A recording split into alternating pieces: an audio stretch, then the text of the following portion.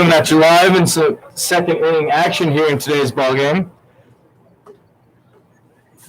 As a walk is drawn for Cordy Mack's second inning of work. Mack, no hits allowed in the first inning, was backed up by Skylar Janice, who did the same for the Wolfpac.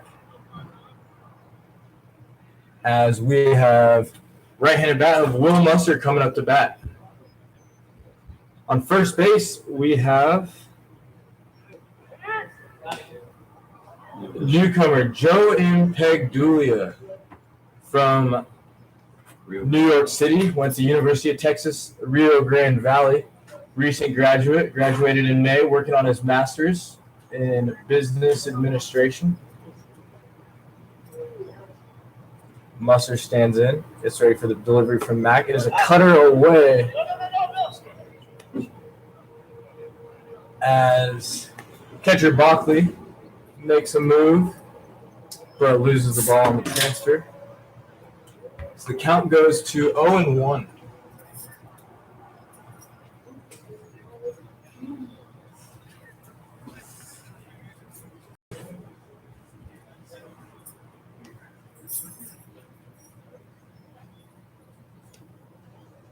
Next pitch from Mack as he checks the runner, winds, delivers. The cutter skips in the turf there and hits off the glove of the catcher Bockley and goes over to the third base dugout as the runner in Pegdulia advances to second base. So the Wolfpac are threatening here with one out in the top of the second inning. With the power bat of Musser up to bat. Musser with the bomb already on the year. Impegdulia, yeah. Sorry for my Italian listeners. It's a tough one for me. Might stick with the first name Joe. As Matt fires another pitch away, just off the corner and down for ball 2. Mack features a heavy diet of cutters. Does a good job missing barrel. Off the ends of the bat. A lot of cue shots. Weird for not a game of pool. Winds, delivers. Cutter down the middle for strike 2. Evens the count at 2. To Musser. So first time through the order today. We have 2-2 pitch. A little hesitation at the top, and the cutter is down to bring the count full. For the Wolfpac, we have McDaniel in center, Dadson at short, Colin Miner at first base, Josh Raywalt in right, Skylar Mercado at third, Impeduglia DHing, and Musser in left, Workin catching, and to round out that lineup. As Mack steps off and resets, the payoff pitch once again.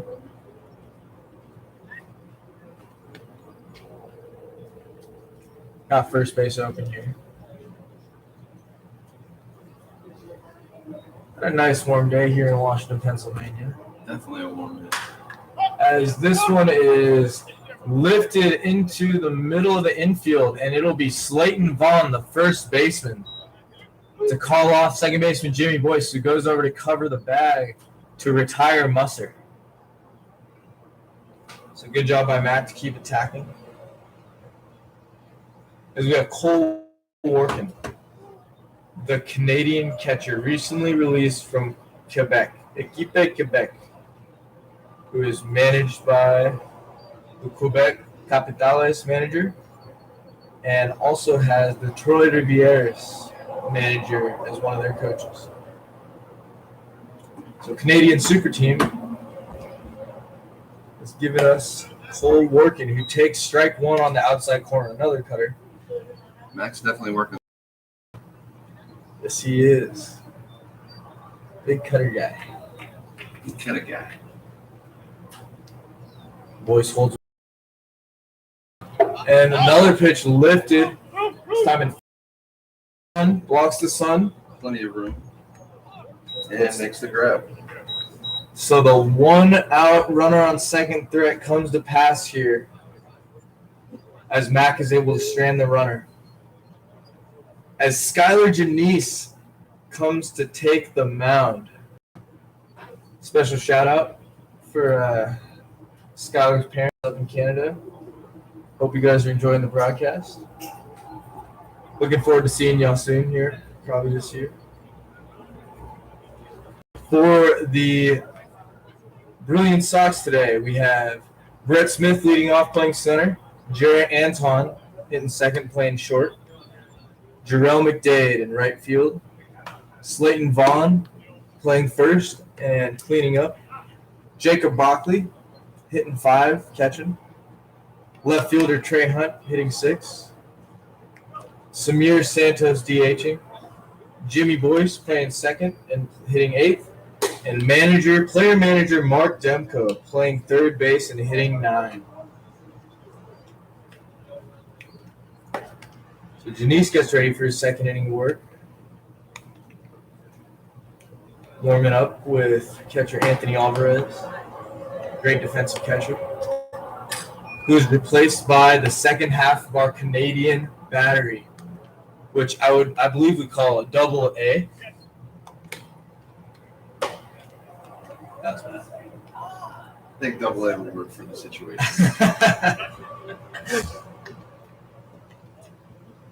Sorry if I offended anybody. We have Slayton Vaughn coming up to bat. Slayton has been on a bit of a tear lately. He played on the High Desert Yardbirds in 2019. Let's see what we got for stats for Vaughn. As we will check BlackSoxProBaseball.com, home of anything Black Sox. Whether you're looking for our schedule, our tryout calendar, our transactions list, our current rosters, statistics, in-depth statistics.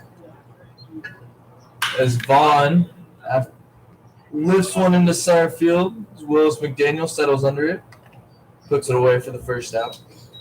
So Janice making quick work here. We'll get the stats the second time around. Brings up catcher Jacob Bockley as the Wolfpac infield shifts, brings the shortstop over to the second base side of second base. It brings the second baseman Joe Torre into right field. And also, as we do for the Bockley shift, the right fielder is about a step and a dive away from the right field fence there. Almost on the warning track. And we have third baseman Skylar Mercado playing just about right between second and third base. As Bockley takes ball 1, even the count at 1-1.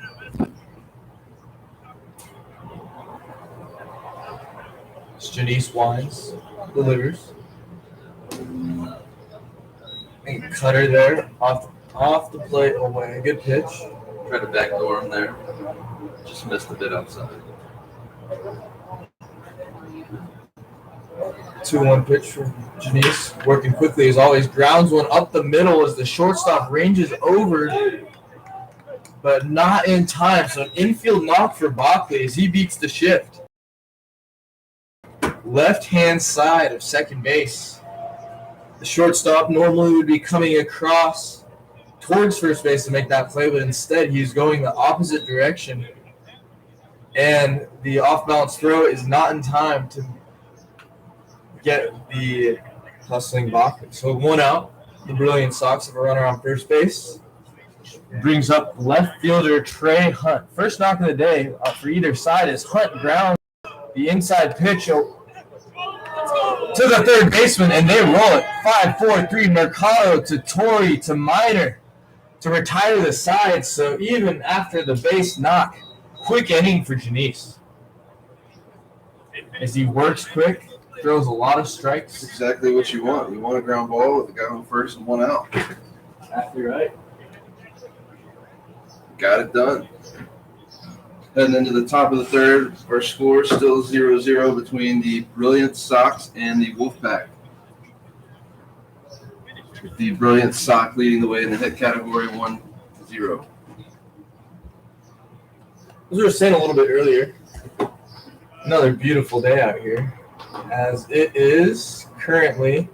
It's got to be in the 80s. It's 28 degrees Celsius for our Canadians and Japanese folks listening. For everyone else in the world besides America. Yeah. But for you Americans, for the Yankees, it's at 82 degrees. Easy tip for you. 28 degrees Celsius, 82 degrees Fahrenheit are equivalent as you just flip the numbers. Same as 16 Celsius and 61 degrees Fahrenheit. That's got to be doing it. So that's not a normal thing. Do you know the convergence point? The point where they're equivalent? I know Celsius and Fahrenheit? You multiply Celsius times 5/9, and then you add 32. 9/5. Yes. Oh, I had it backwards. Yeah. Fahrenheit would be times 9, times 5. So for Fahrenheit to Celsius, you go Fahrenheit minus 32 times 5/9. Yeah. Then you have to do multiplication first. No, you don't. You got to do the subtraction. For the Fahrenheit. So Fahrenheit is plus 32. All right, well, leave some comments. Let us know who's right. If you have the formula, let us know. But the convergence point, for those of you wondering, is negative 40 degrees. And negative 40 degrees Fahrenheit is negative 40 degrees Celsius. And for miles an hour, kilometers an hour, the convergence point is 0. So at 0 miles an hour, you're going 0 kilometers an hour. That makes sense. So we have Bockley, who was the lead runner in that double play to end the second inning, coming out to relieve Clemia Jackson of the warming up the pitcher duties. He puts a strike on the second baseman, Boyce, right on the correct side of the bag there. Good shot by Bockley. Came out ready to rock today. Ready to go. Yeah, has to strap on his chest protector, but. In the forecast this week, Wednesday, Thursday, Friday, Saturday, Sunday, we have some chances for thunderstorms. So hopefully those hold off until later in the day. Hopefully it'll just wash. Actually, we play later those days, so never mind. In second base today, ready to face Courtney Mack. Mack delivers a pitch up and out of the zone for ball one. So we got 9-1-2 coming up for the Wolfpac in the top of the third. Torrey leading off, McDaniel on deck, and Dadson in the hole. Joe Torrey fouls the second pitch of the at-bat off. Dadson and McDaniel, both 0 for 1, as they were retired by Mack in a 1-2-3 first inning. As Mack and Janice, off the air, traded 1-2-3 first innings. Good work from both of them. Good tempo set here by the two older starters. It's that 1-1 pitch. Fastball inside. Draws the count to 2-1 on Torrey.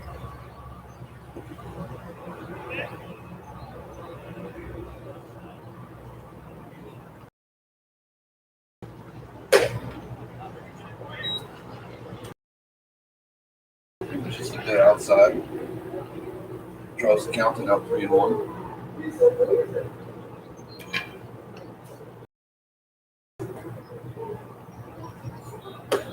So good at bat there by Torrey as he takes another walk. So Courtney Mack, born December 29th, 1992, from Charlotte, North Carolina.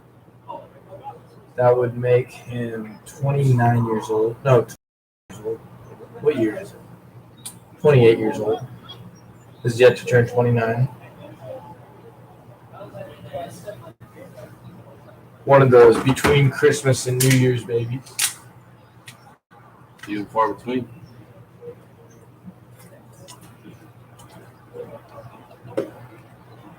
As McDaniel, the leadoff hitter, takes a ball off the plate away. McDaniel traded to the Wolfpac last night as the Wolfpac are facing some injury problems in the outfield. On a delivery. Which is a cutter on the high and outside corner. Called for strike one. 1-1 count. Classic Joe Torre take count. Also count he likes to have his guys run. Is swung through for strike 2.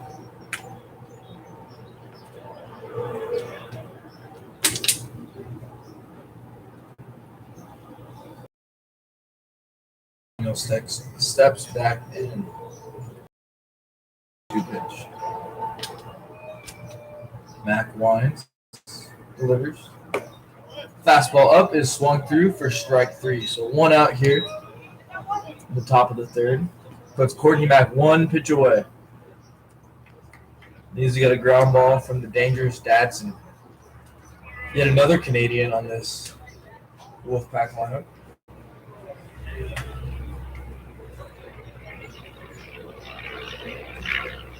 Dadson in a slightly open stance. Wags his back, gets ready. As Mac lifts, delivers. Strike 1, or ball 1.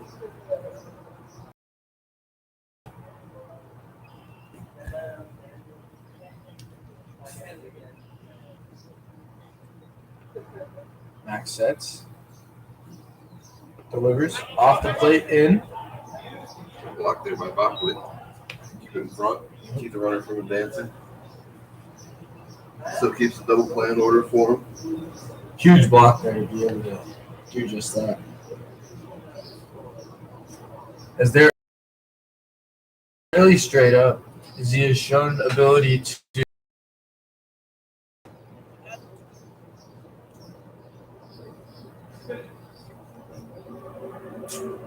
as Mac winds.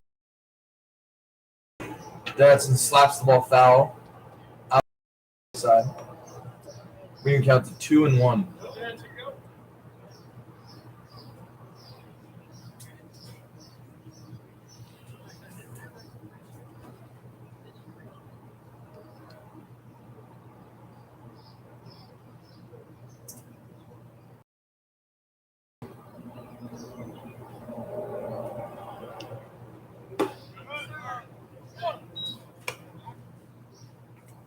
Strike 2 called there, even count at 2-2.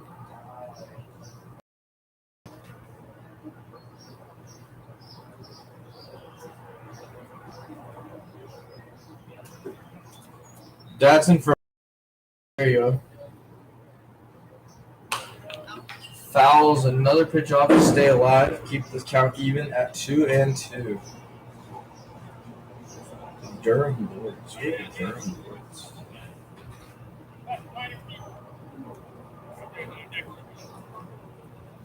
Doing a little.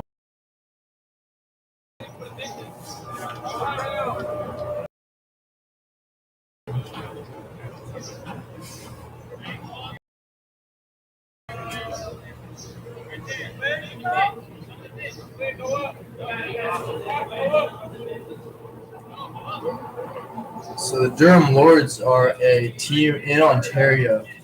So Dadson didn't play far from home.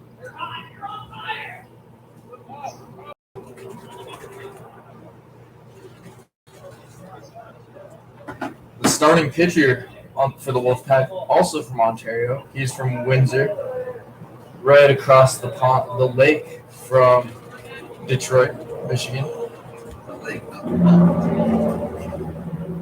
Got to give credit where credit's due. Yeah, exactly. There's an off-speed pitch taken just low. Good pitch there by Matt. But nonetheless, brings the count to 3-2.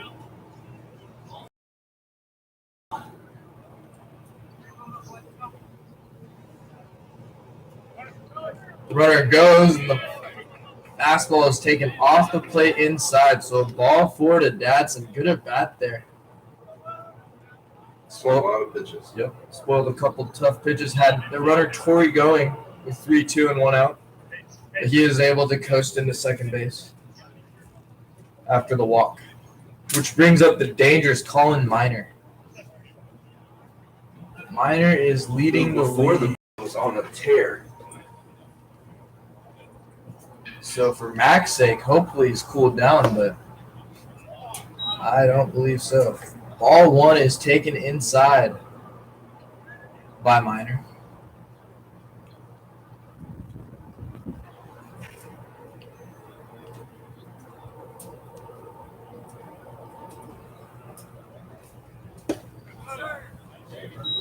Strike one to Minor to even the count at 1-1. Colin Minor, the first base. 12 games, 44 plate appearances, 37 ABs. For a 432 batting average and is slugging 1,000 with an OPS of 1. So of those 16 hits, only 6 of those are singles. 4 of them are doubles. He has 1 triple and 5 bombs. So a whole lot of extra base hits for Minor. So he looks to drive in second and potentially Dadson from first base as he lifts one into center field as Brett Smith has plenty of time to camp under that one. No tag there. And runners do not advance, leaving runners at first and second with 2 outs for the right fielder Josh Raywalt. Raywalt, who commonly plays, getting the start in right field today.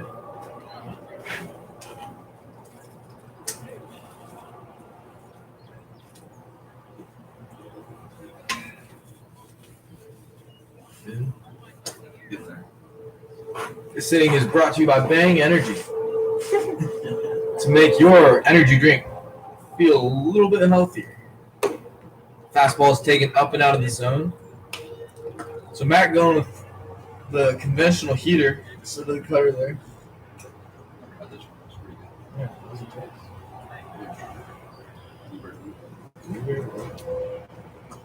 all kind of beverages up here in the booth today.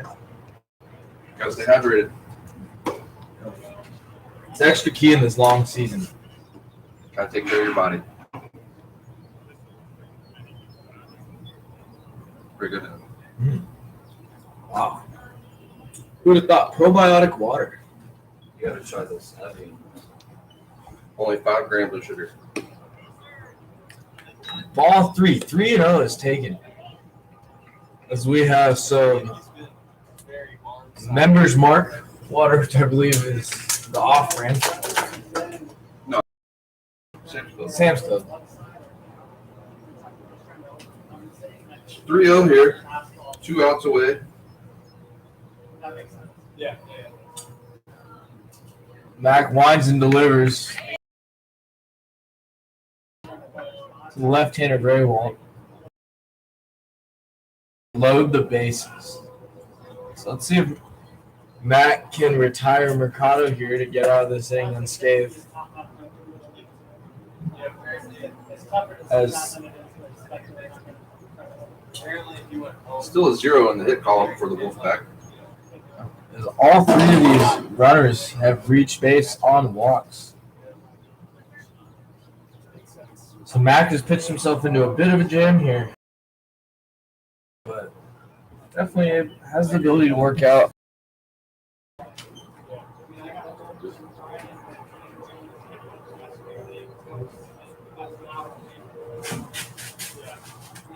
Shout out to all the pitchers helping us today with foul balls, charts, pitch counts, book, game changer, play-by-play, and last but not least, the scoreboard. Total group effort. Team effort.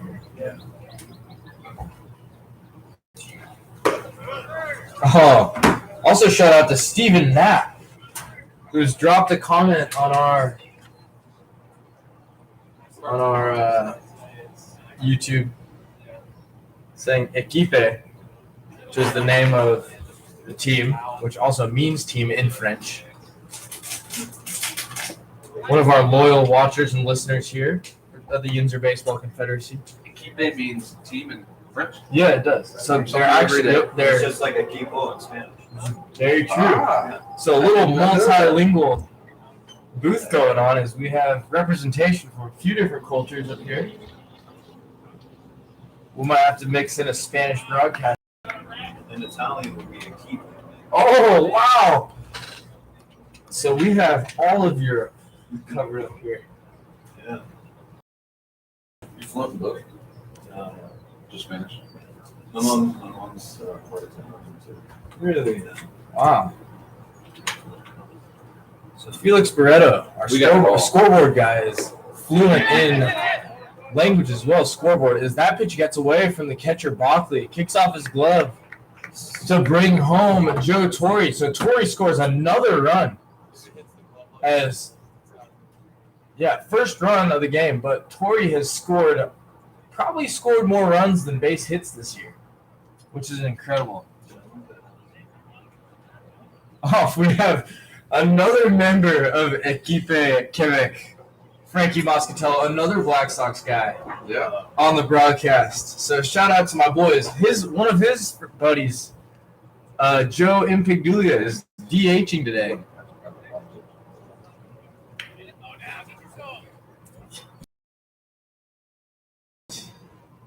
As the 3-1 pitch is taken for a strike to load the count from Stephen Knapp, one of our most recently promoted players. I would like to say most recently promoted, but we have promoted a few guys in the week since he's been with Quebec. And he would like us to do this broadcast in Japanese. So, フルカウントの球は外角で低めでした。フォアボール、メーカード選手一塁へ向かいます。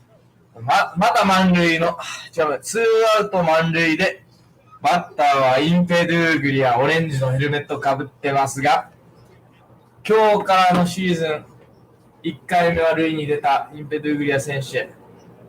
オレンジのヘルメット、なぜかオレンジのヘルメットかぶってますけど、満塁のチャンスです。ウッフパックのチーム1対0で今勝っております。1球目、ストライク入りました。フ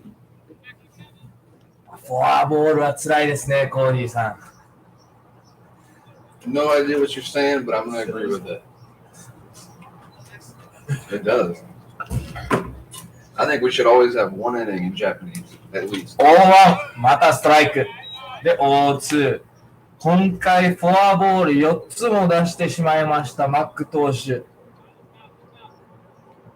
と辛いですね。でも、今回は 0-2 まで攻めました。左バッターのインペドゥーグリア。0-2のために構えます。マック投げました。ちょっと低め。惜しいですね、マック選手。で、1-2に動きました。マックはジャニースらしく、ペースが結構いい投手で、見やすいですね。1-2。構えて投げます。内角低め2-2です。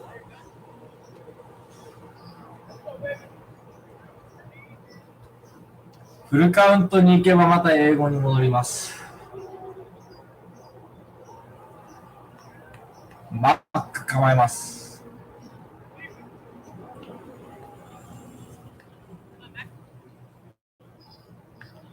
Hey, off pitch here.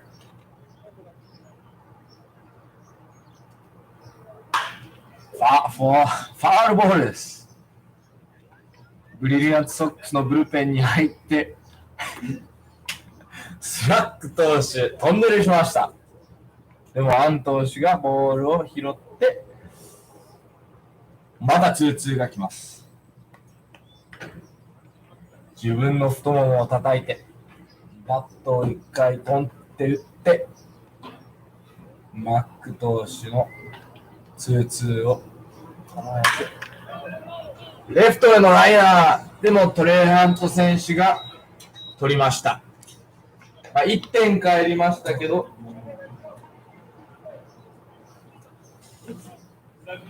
plus 1 2 times. Just hit it from the away plus one.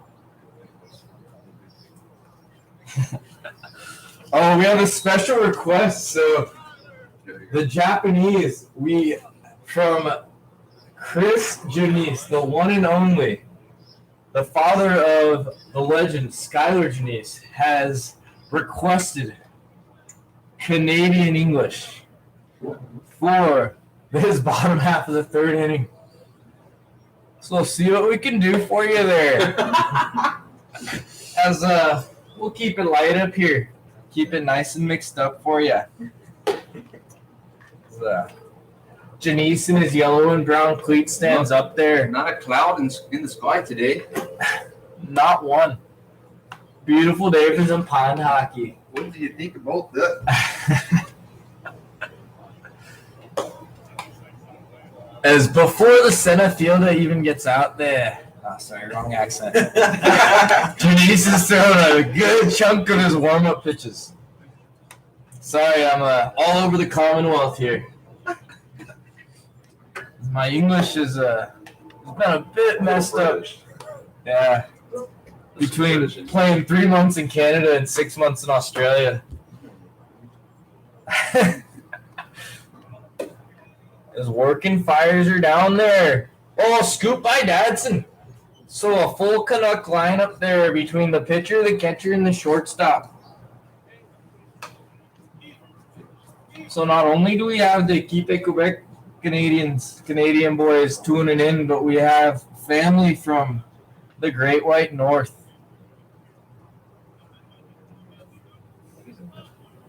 I've seen Janice, Skylar's parents more than my own parents. I've been playing with Sky since uni.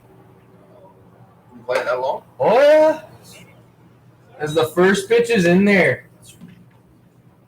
For strike one. If you're just now joining us, we have a special request from the father of the pitcher. Oh, good pitch there. Painted the cutter. Right on the outer black there to the catcher. Doing the DH in Santos. Janice working quickly. Oh, throws the slider off the plate away.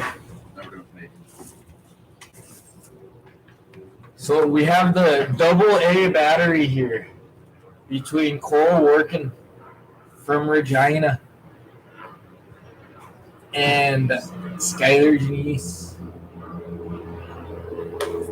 Another pitch off the plate away. What's he setting up? What do you reckon there? Probably setting up the off speed.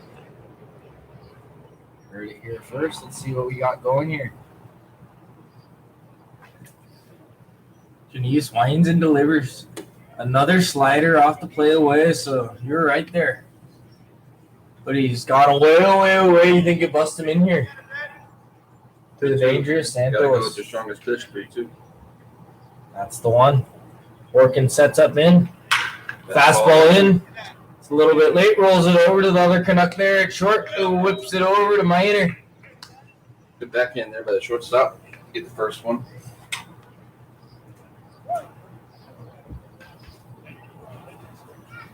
A shout out to Ryan Sameo, who should be on his way here shortly. Left a comment. It's good to see the comment section a little bit lively here today. Fuck. Oh.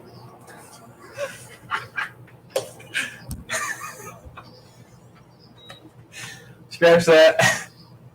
Sorry.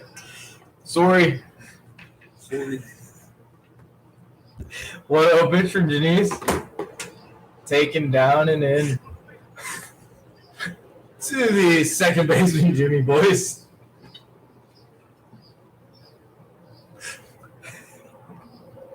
Oh, line's right back up the middle, about to take the head off of the pitcher, Janice. So Boyce keeps his hot hitting alive.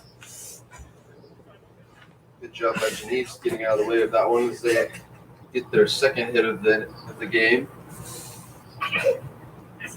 As we're coming up on Canada Day here. Canadian Independence Day, July 1st. Also happens to fall on my birthday. Happy early birthday, Ken. Oh, thanks. Just a few days away. Yeah, great day for Canada. I got a whole nation celebrating for me. United States, a little bit late to the party, but you know, what do you know? As Janice, ever the athlete drafted by the Detroit Tigers as a shortstop out of high school, fields the bunt, slings it over to first to retire Demko on the suicide. Yeah. Oh, yeah. We had some boys up in the booth here that weren't aware that Janice had a previous life as an athlete, but now he's just a lowly pitcher. No offense to any of the other pitchers in the booth, which is all of us.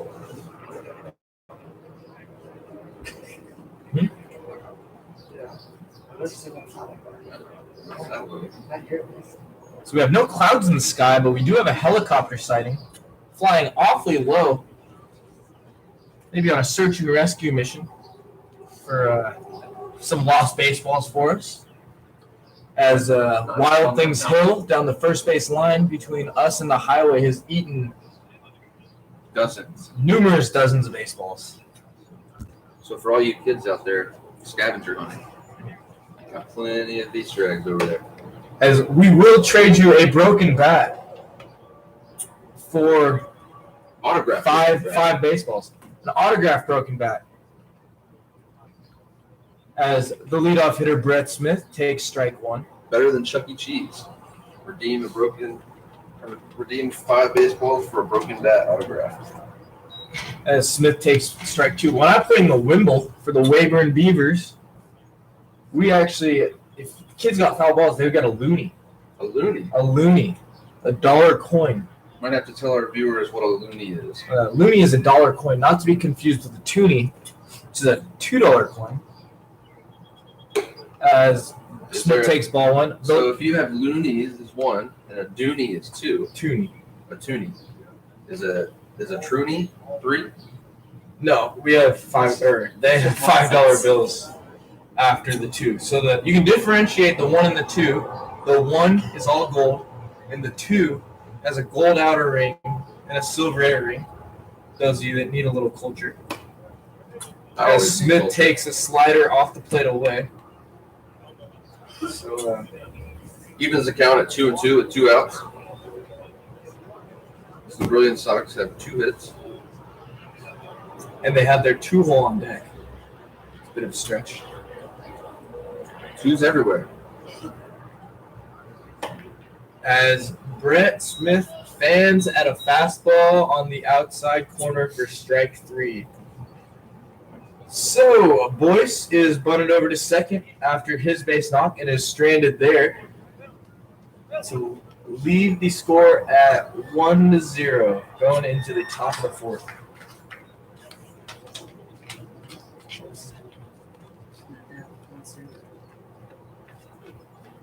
That helicopter really must be looking for some baseballs for us. I can still hear him chopping.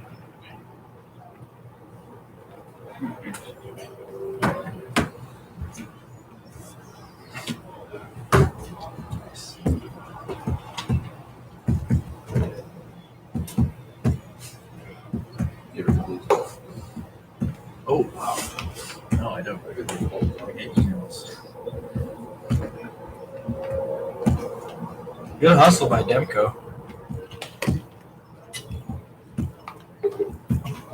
So almost feels like no matter what inning it is, you'll always see Demko flying around the field. Sir, that is something you'd love to see, especially as we will be playing some evening games here coming up with some fans. I'm going to look forward to it. Yep. So for July 4th, the Wild Things are looking to draw a crowd as their boys are on the road. But the Yinzer boys will be in town as we play our entire season here at Wild Things Ballpark. From what I hear, there's supposed to be some after-game fireworks. Yeah, hopefully there'll be fireworks during the game and after the game. So for those of you that are in the vicinity of Washington, Pennsylvania, be on the lookout. So Thursday, Friday, and Saturday, there are games at 6 p.m. And then Sunday on the 4th, there's a 2 p.m. matchup between the Road Warrior Black Sox and the Brilliance Sox. And a 6 p.m. game between the Wolfpac and the Killer Bees. So we got some baseball under the lights just around the corner as Mac delivers the first pitch off the plate away. So Max settling in for his 4th inning of work here. Still just a 1-0 ball game. Mustard takes ball 2. So last inning, Mac gave up a run without giving up a hit on 4 walks and a wild pitch. As Mustard drives the 2-0 pitch down the line to left, Trey Hunt cuts it off. As Mustard coasts easily into second base. For a stand-up double.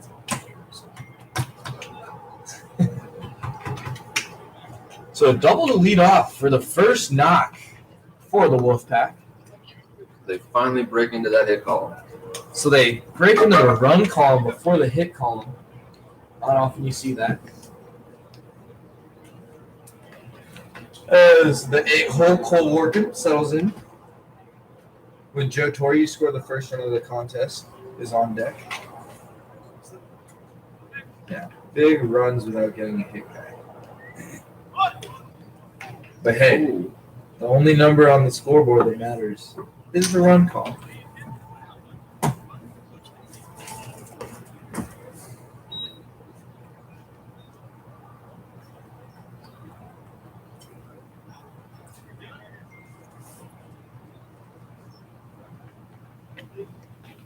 So as Workin squares around to bunt,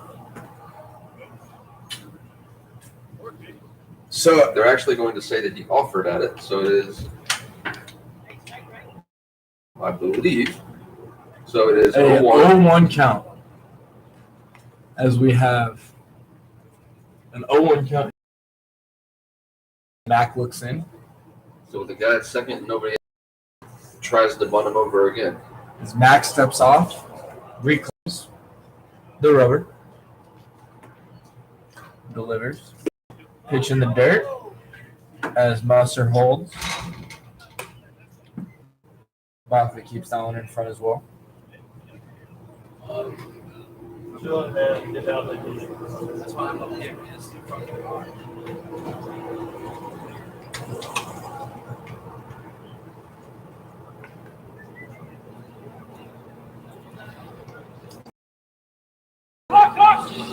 Ooh, as Workin unable to do a job here, lifts the ball in the left field, short left field, as Trey Hunt is able to make a play and leave the runner on second, Will Mustard, right where he is. So an RBI chance here for Joe Torre, as there's a runner on second base and one out.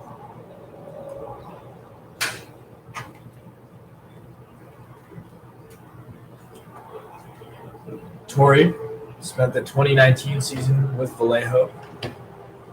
For manager Phillips, who is now with the Lexington Legends, takes ball one in the dirt, or in the turf, the brown part of the turf.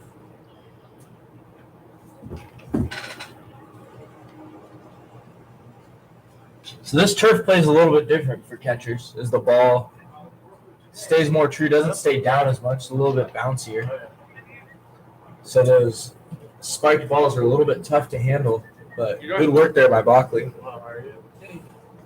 He's done a good job back there behind that today so far. Not letting the whole lot get past him. Okay. So Mac throws Hey, that cutter for strike one.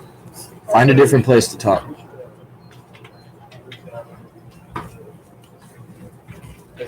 Hey, go.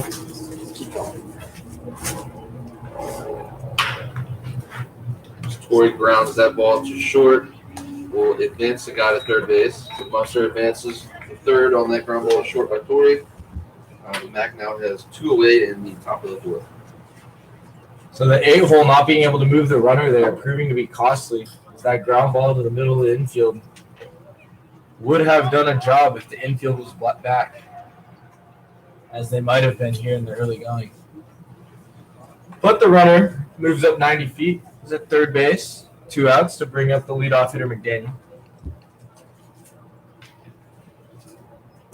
McDaniel takes the slider down for ball one.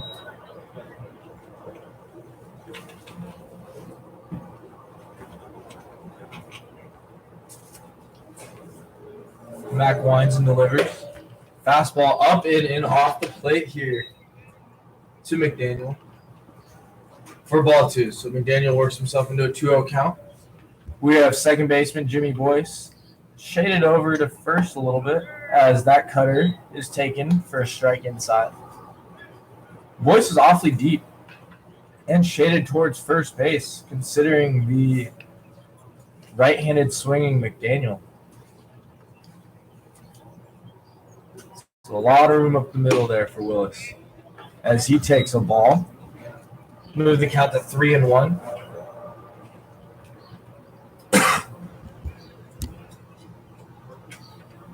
First base is open. Oh, strike 2 called on a pitch that McDaniel thought was down. But with no complaints, he climbs back into the box. Get ready for always the want payoff. to hitch. Yes, sir. 3-2, 2 outs. Mac delivers. And a Check cutter away. swing, and he did not go. On the cutter off the plate away, he does not offer to draw a walk there. So good at bat by McDaniel. Which brings up Ontario's,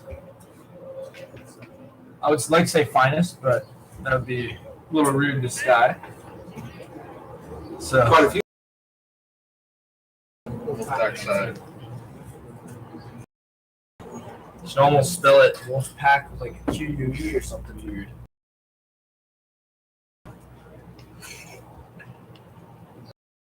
Maybe an accent over the A as Dadson takes a pitch off the plate away.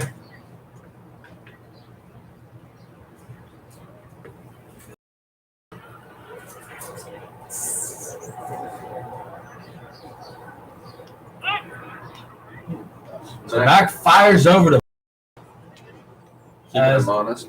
as the sliding McDaniel makes it back in safely. No tag there.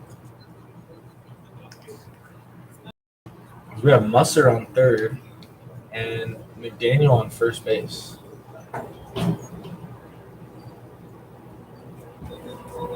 Mac checks the runner a couple of times. Wines delivers the pitch off the plate inside to Dadson. So Mac falling behind on guys this inning. Is 2-0. Finds himself in another minus count to Dadson. There's a cutter. It's rolled to the second baseman. Boyce, it kicks off his glove into right field.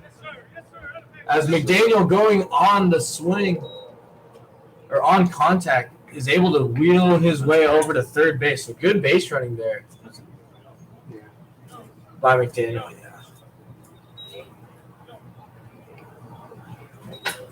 So that kicked off of Boyce's glove that is rolled in air. That run is unearned. So the second run of the game for the Wolfpac today. On one hit.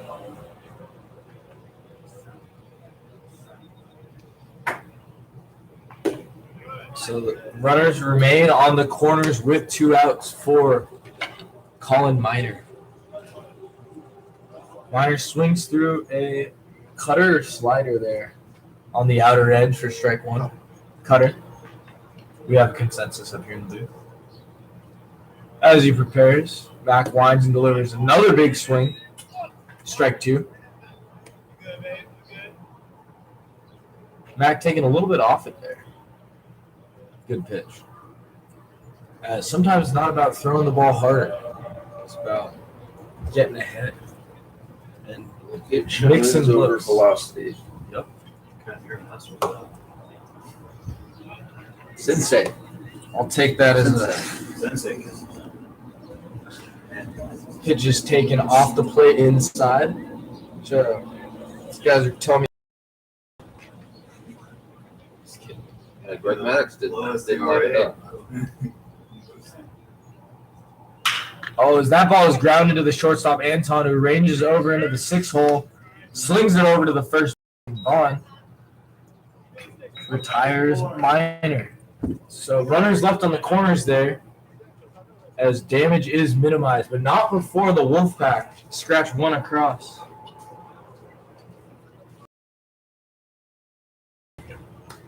Wolfpac lead 2-0. So we have a correction from Chris Janice. I guess Skylar Janice was drafted as a pitcher, which goes against the folklore kicking around these days in the Black Sox organization. So Janice was drafted as a pitcher, the 6'4" righty, 200 pounds, out of Maidstone, Ontario, Canada. Was drafted by the New York Yankees in the 34th round of the 2011 MLB June amateur draft. So had an opportunity to play professionally 10 years ago and is still continuing to do so. So if any of you managers listening would like to sponsor a visa for Sky Janice, he would be more than willing to help your team out. He has a proven track record as a strike thrower. Played in the Yinzer last year as well as with Lexington. Battle the Bourbon Trail. Nope. Big mustache hat guy. So he was a part of that 4-team Bourbon Trail between the Florence Y'alls, the Florence Freedom, the Lexington Legends, and the Lexington Leyendos. So the Leyendos had a Day of the Dead, Dias de los Muertos skull on their hat. As left-handed hitting shortstop Jarrett Anton settles in. Takes the pitch off the plate away. Good spot there.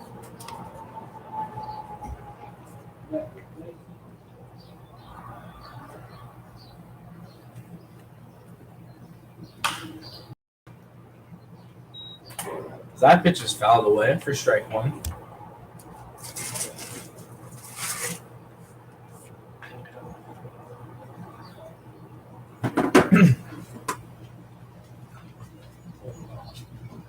Janice Wines delivered. Another pitch fouled off. So Janice filling it up as per usual.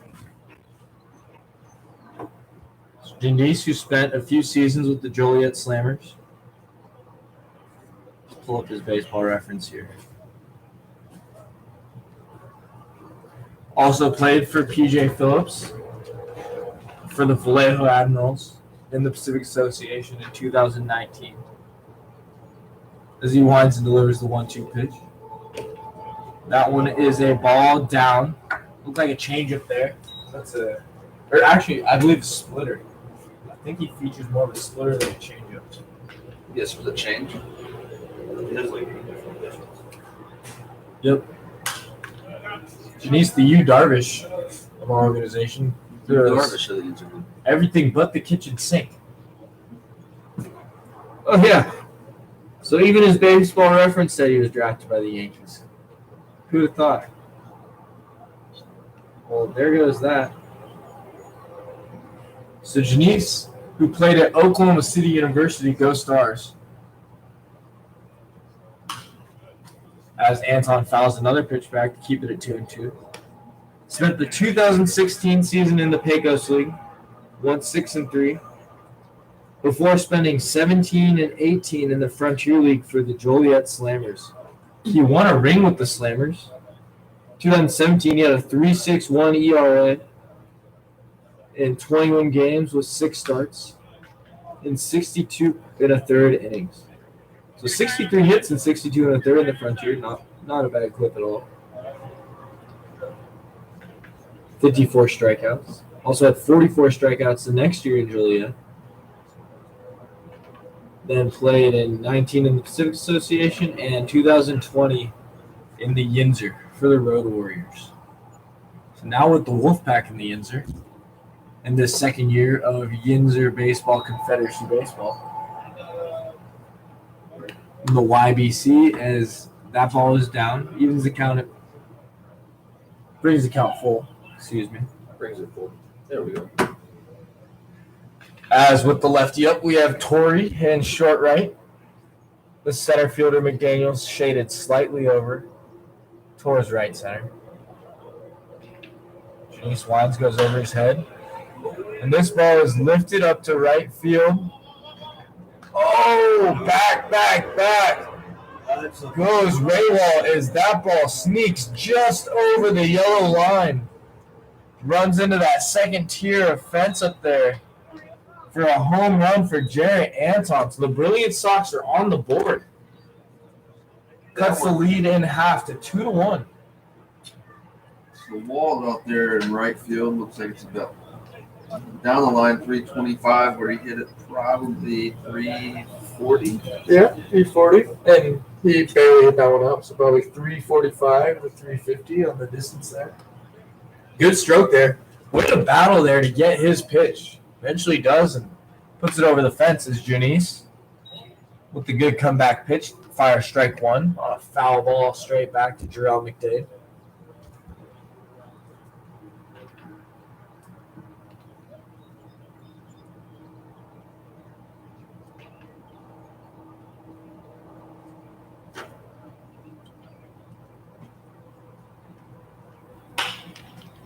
Ground ball to short by McDade, hustling down the line. Dadson comes in and on the run slings it across to the first baseman, Colin Miner, for the first out of the inning. First down. So that brings up Slayton Vaughn.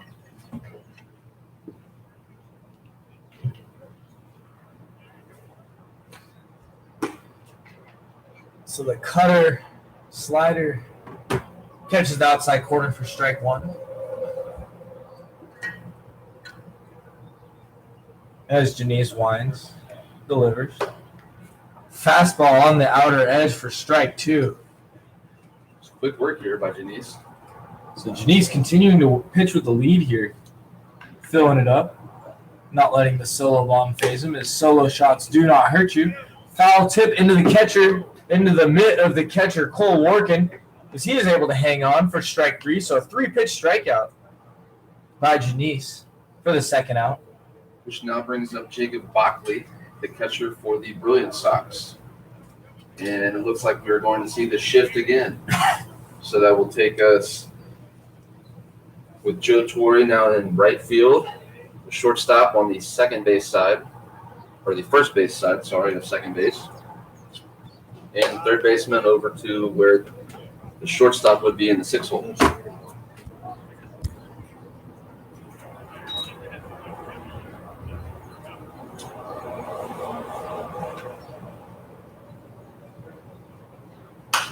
Right there, straight up, board. Right above you, baby. So Janice ranging in to make. Oh, what a play! What a play by Janice. As the catcher Workin did not pick that ball up in the sky. And Janice decides to take matters into his own hands as the ball finds its way into his glove as he makes a sliding catch. Not often do you see pitchers make athletic plays like that on pop flies in foul territory. So great play by Janice to retire the side. So quick work. Who says pitchers aren't athletes? A lot of people. But nonetheless, one run on one hit and nobody left on base there for the Brilliance Sox as they take the field again. Great play by Janice. Man, I hope that was in our frame. I believe it was. That definitely was not. We're getting some feedback from a couple of our viewers out in Tennessee and in Washington, D.C., saying, what a play. Pitchers are athletes as well. Mm-hmm.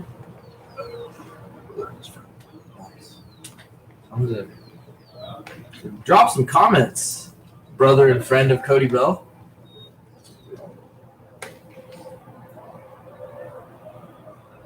So yeah, 14 tuning in. That might be a season high. I think we might have to bring this broadcast crew back. Yeah. It's a great crew up here with the Don Felix Barreto watching over us. Also running a spectacular scoreboard. Always a blessing when the scoreboard is on point. On point and correct. So come to find out, not only does Felix Barreto speak Italian and Spanish and English, he also is very fluent in scoreboard. Very important language up here in the booth.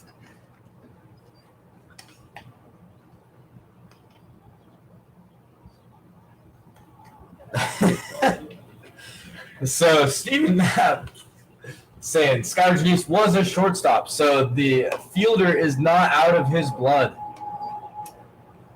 Great play there by Sky. Oh,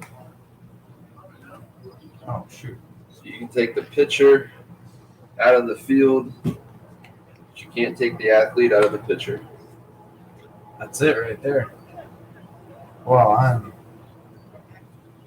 I'm very glad we got that in our picture.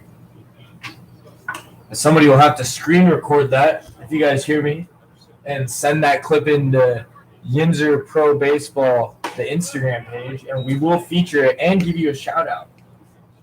Might even If you submit so it to the desire. SC Top 10. Might have to. As Raywalt, I believe, takes strike one. Yep. Oh, as he strokes this one to left field. Oh, Linia to the opposite field. Linia. Haven't heard Linia in quite some time. Since I left Florida, probably. That ball was leaned on. Linia. That means line drive and Espanol. You guys are getting free Canadian and Spanish lessons from the booth up here. Oh, yeah.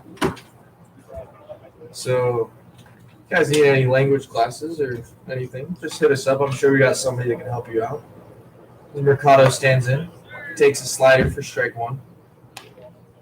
Good play on the previous play by Trey Hunt and left, as that ball was. He's had a lot of action out there in left field today. Yes, he has. He's been doing a good job out there, as he is. In his past, has been more of an infielder, but starting to be utilized in the outfield a lot more, and has been holding his own. Actually got some time at third base right before the break for the Brilliance Sox. So he's played left field, third base. Nice to have some versatility in a guy. That cutter is off the plate away for ball 2-1. So as Mac settles in for his fifth inning of work, we are starting to see some action in the bullpen. Just some light tossing. 9-inning game today, so gonna be a bit. Oh, that ball is roped right back up the middle. Good swing by Mercado for a base knock, which brings in. I'm gonna let you do this one. Oh, is this is our newcomer. This is the DH Joe. Ipedulia. This is our DH, our newcomer from Texas, Rio Grande Valley, Joe Impeduglia. He's lived in the best of both worlds. Actually, no, he hasn't lived in Oklahoma. But he has lived in Texas, and he is from New York. He's from the Bronx, I heard him say. From the Bronx. Got a couple guys from New York here. Good pitch on the outer edge there. First strike one. Do a lot. The Northeast is very heavily represented out here. Very. Where are you from? I'm originally from Tennessee. Okay. Trying to hold down the South up here. Somebody's got to, man. So that pitch just fired in for another strike. Strike two on the outer edge.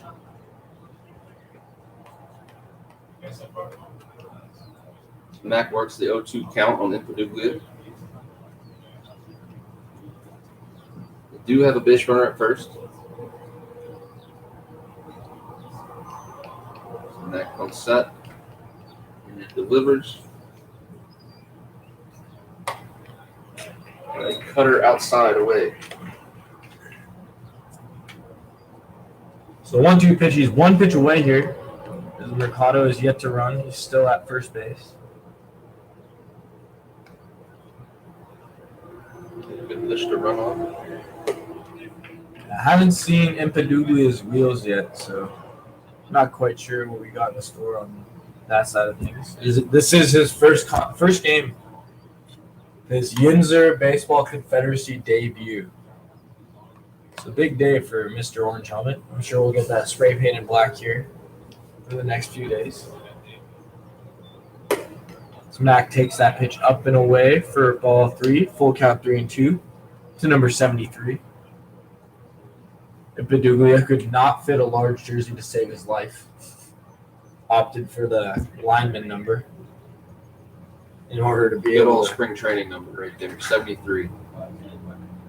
Is that what Russell Wilson wore for the Yankees in spring training? It may have been. It was something and then 3 afterwards. We'll have to get a fact check on that one.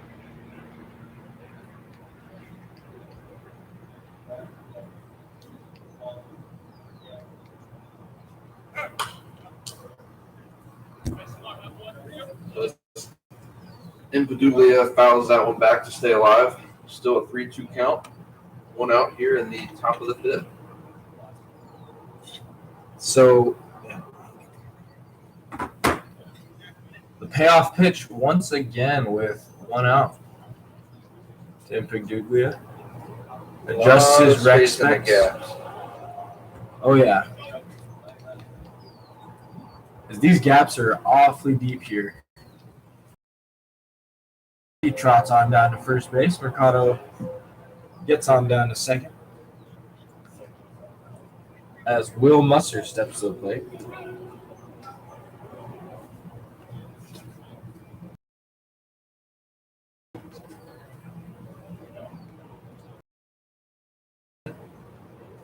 Recently acquired by the Wolfpac from the Brilliance Sox.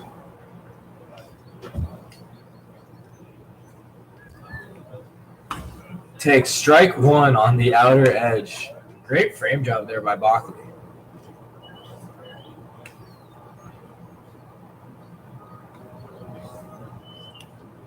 So Mac working quick. Finds this one in the turf, brown turf. From here on out, I may just call it the dirt. So it looks like we have Owen Reith get some action in the bullpen as Mac works into the fifth inning.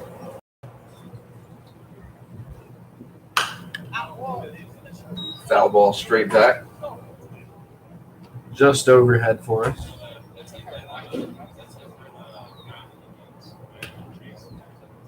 Reith has been a stud out of the Brilliant Sox bullpen.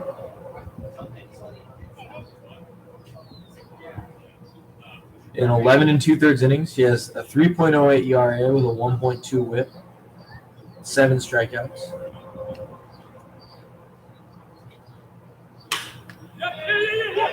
As Musser lines one into short right field, McDade comes up firing over the head of the cut. Great throw.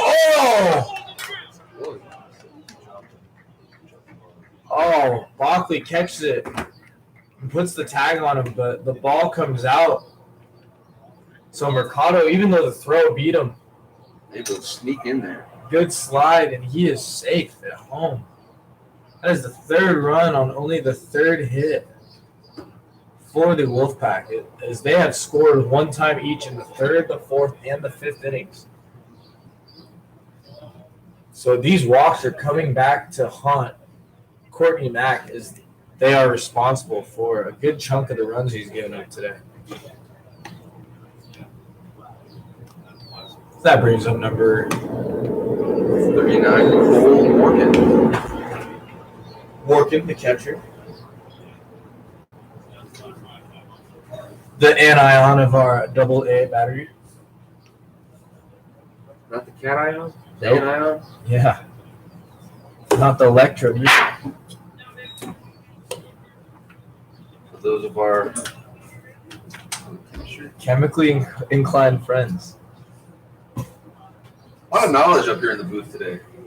So, player manager Mark Demko has a brief conversation with Mac to settle him back in. Hopefully, he can start filling it up a little bit more here, as his pitch count has to be getting up there. 113. Oof. Not what you like to see through 4 1/3. So needs to do a better job attacking the zone. So Reith is no longer throwing. Looks to be his hair. Head. Signaling that he is hot and ready to go. Just like Little Caesar pizza. I was thinking the same thing. Seems like we've both spent a few years not D1 colleges. As that is ball 3, so Can't beat the $5 dinner. no, sir.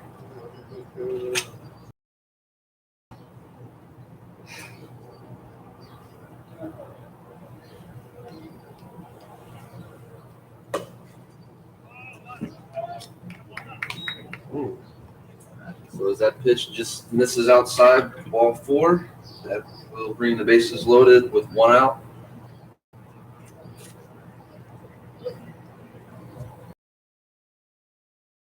is going to stay in the game. As he will face the 9-hole. I'm sorry, the 8-hole. Nope, the 9-hole. It is the 9-hole. For player manager Nope. number 30. No longer the manager. Skylar Janice, the starting pitcher, is actually the manager for the Wolfpac. Yes, he is. So Janice, not only doing the pitching duties, but also writing the lineups. Oh, Joe Torrey smacks one the other way to bring home Impaduglia, and the throw gets away from the catcher Bockley to bring home Mustard, and all runners advance. So 5-1. So actually, this was off of Mac's glove. As Mac had no business being the cutoff guy there, as he should have been backing up. But Demko makes the call out to the bullpen for a right-handed sidearmer, Owen Reith. As that will spell the end of Mac's day, but he will remain responsible for the runners on second and third base. No, that's. If anything, that's a an mental error. error on the pitcher for missing the ball, or it could just be an advance on the throw. That's tough. I mean, it's a 1 RBI single, definitely, and then that next run scored on some shenanigans.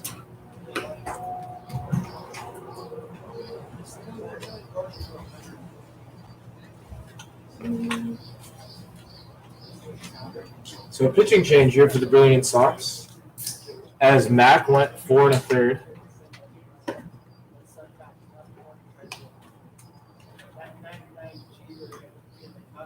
You want to take it for a second? I'm just checking.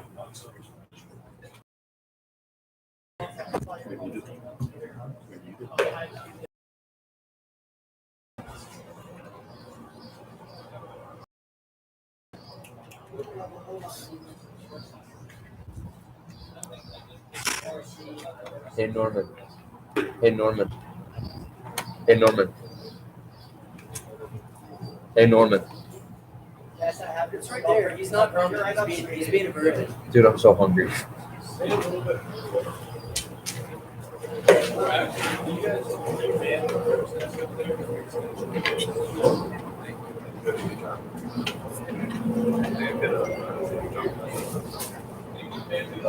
Pepperoni?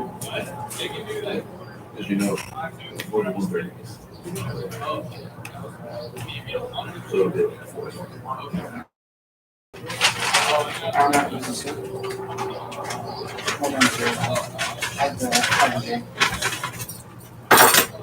What's that? Do what? What's the drama?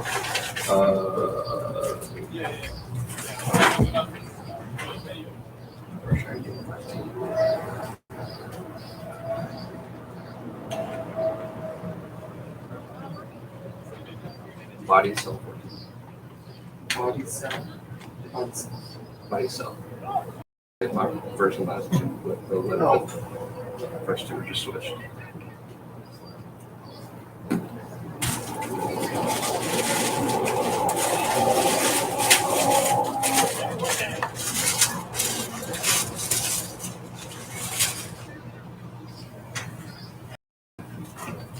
So Owen Reith comes set and delivers the first pitch.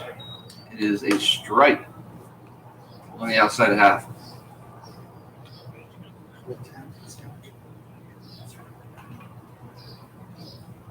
I'm not mentioning this.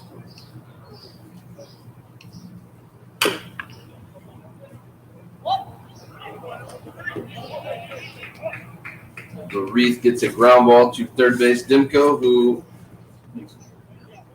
mishandles it, which will allow the run to score from third, but Torrey will have to hold at second, as there is now runners at first and second with still just one away in the top of the fifth, which will bring to the plate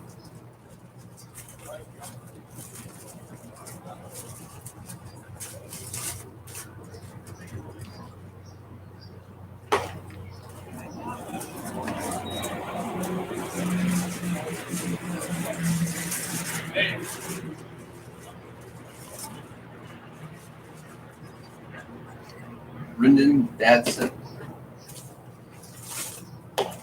So Dadson takes ball 2 up and away. If you're clicking, you're good. Yeah, if you're clicking, he just doesn't want anyone who's not doing it. Oh, yeah.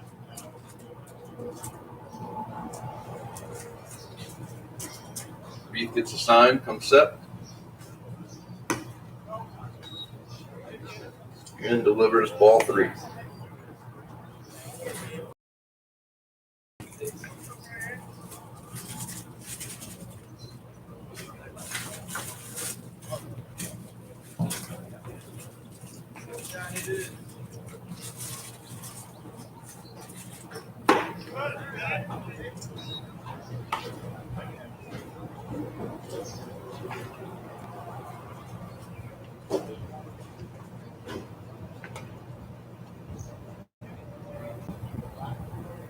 So 3-1 pitch here to Dadson. And both runners go. That is ball 4. So Reed now has the bases loaded in the top of the 5th. As the Wolfpac have been able to scratch across 4 so far this inning.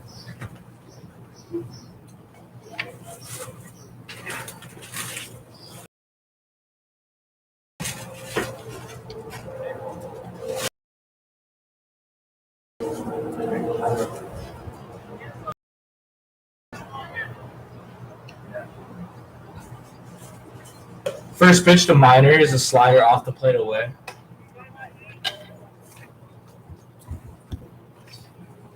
Minor looks at his bat, takes a deep breath, collects himself, steps in, prepares for the 1-0 offering.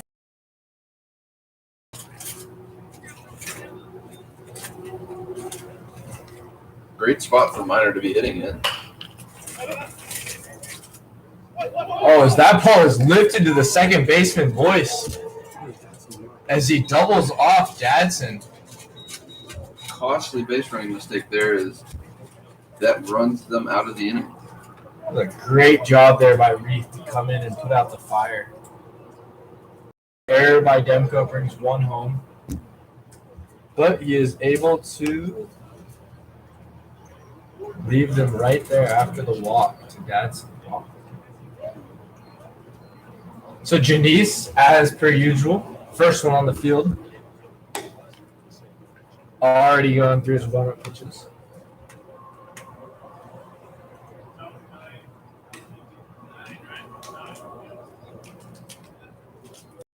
So now going into the bottom of the 5th inning, the Wolfpac have broken it open here. It's 6-1.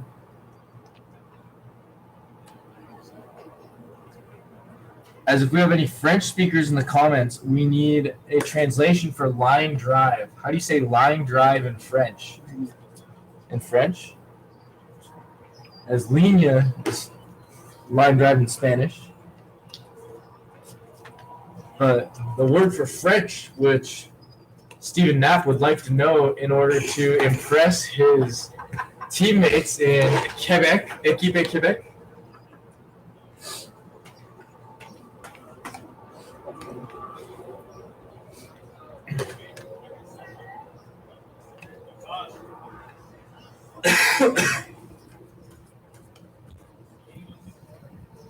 Ball is thrown down already.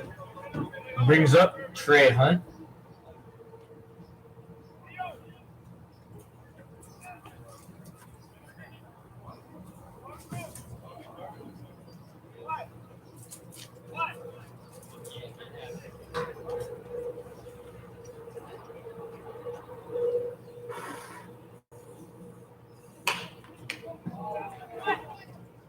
That first pitch is grounded back to Janice as he retires him.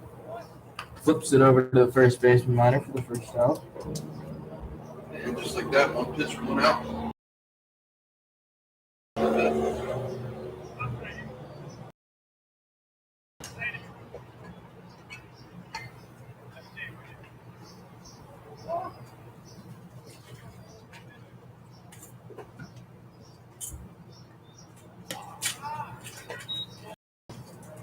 That pitch is off the plate away for ball 1.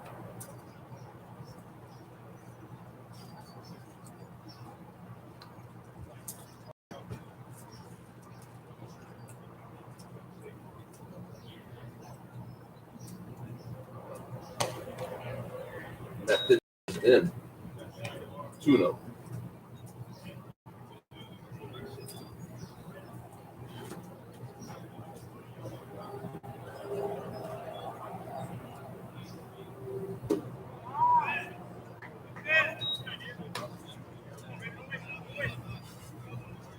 Not a bad slider there from Janice.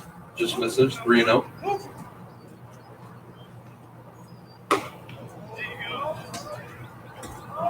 Wow. Not sure where that one missed. But that is ball 4.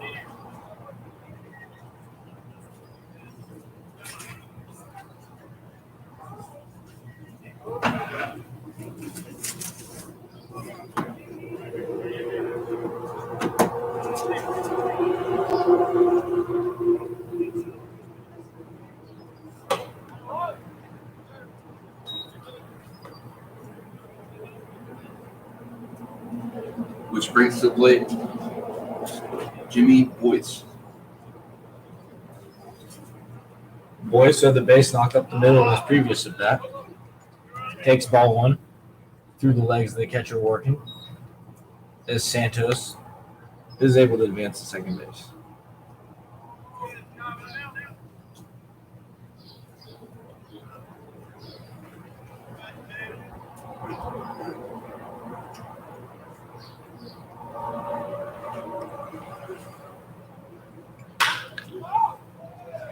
Boyce will single that one through the left side to left field, which will bring our runners to first and third now for the Brilliance Sox.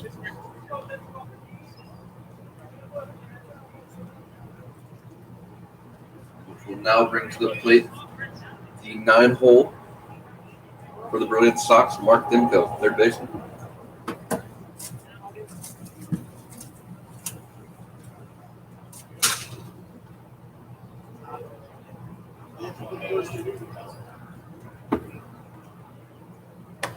Demko takes fastball off the plate away for ball 1. So Brilliance looking to answer back to the 4 spot in the top of this 5th inning.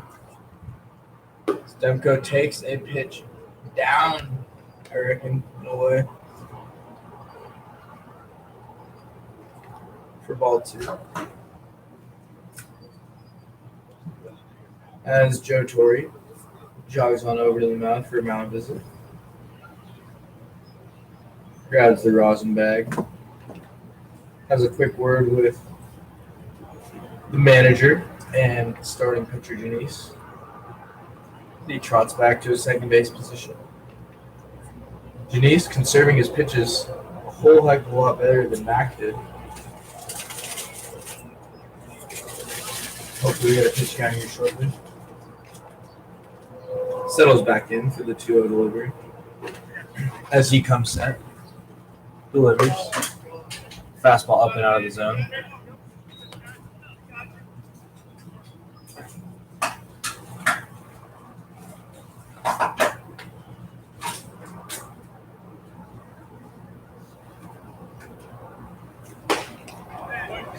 Janice delivers a strike to Dimko, 3-1.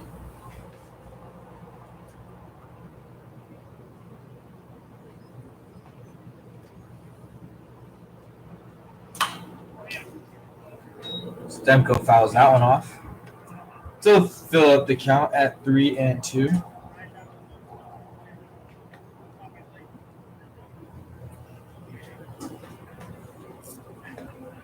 Demko steps out, readjusts his batting gloves. Janice still just 1 pitch away from a ground ball to get out of the inning. Foul tip right back into Workin's glove as he is able to hold on once again for strike 3. So after the 2-0 mound meeting, the second baseman, Torrey. So Janice looks to get out of this inning unscathed. Leadoff hitter, Brett Smith. Janice winds. Foul tip back into the catcher's glove once again for strike 1.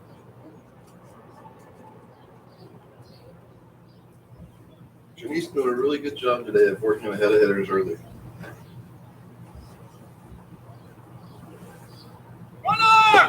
The runner takes off, but Workin, no throw. So the Brilliant Sox now have runners in both scoring positions, second and third. Santos at third. Jimmy Boyce recently moved into second base. 4 hits apiece between the Wolfpac and the Brilliance Sox. As Janice fires in strike Strike two two. for a 1-2 count. Boyce has half of those hits for the Brilliant Sox. Jimmy recently traded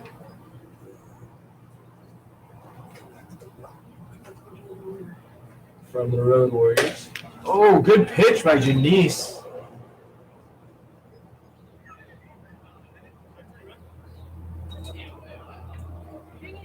That is strike three. Did you see the umpire pull the trigger there? I didn't see the umpire do anything. Skylar is literally just So the inning is ended because Skylar Janice says so. Good toss. The umpire just kind of goes with it, but has a few words for Janice.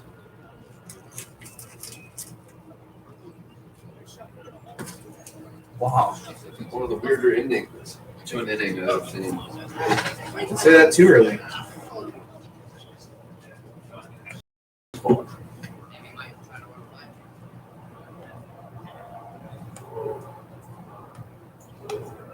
So Reef back out there after getting the inning-ending line drive double play. A few turns of the clock ago, it feels. After that threat is dismantled by Janice. Chapter 5, your score: Wolfpac 6, Brilliant Sox 1.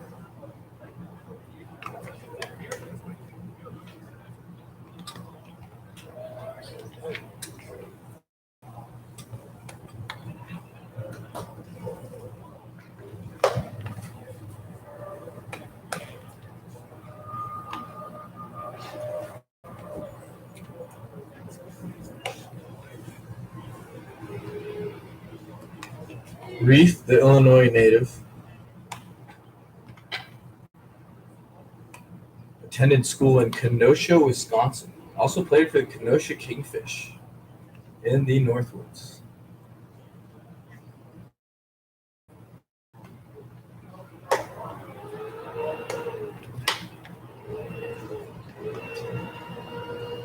Let's see if we can't pull up some Owen Reef statistics. So he went to Carthage College, a Division III school in Kenosha. Limited innings there, but he's continued to work on his craft.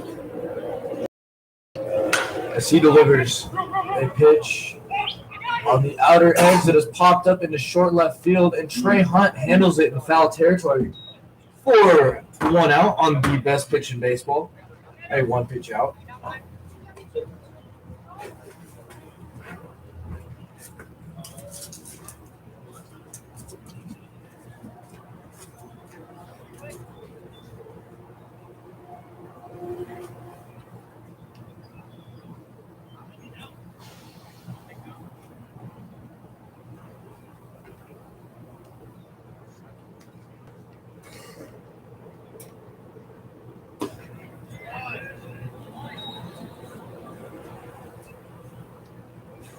Reed drops in the first pitch slider for strike 1. As he was taken all the way after the first pitch out to the first batter. Good baseball as Mercado takes a slider and just called for a strike. Looked off the plate in there. But nonetheless, 1-2.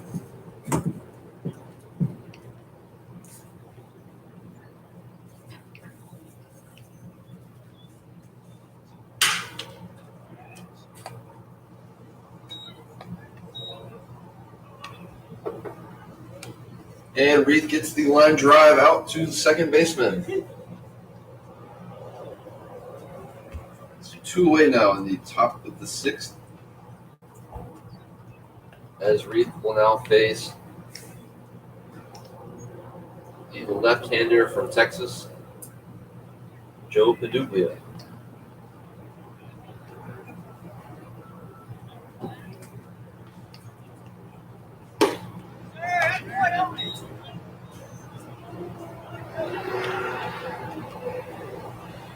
So Reed doing a very good job of first pitch strikes this inning.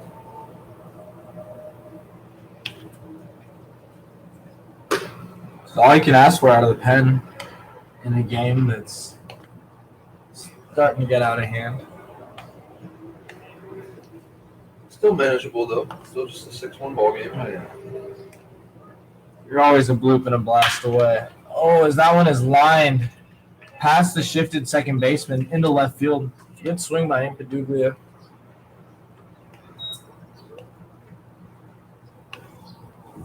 So, with 2 outs here in the top of the 6th, it's a 6-1 ball game.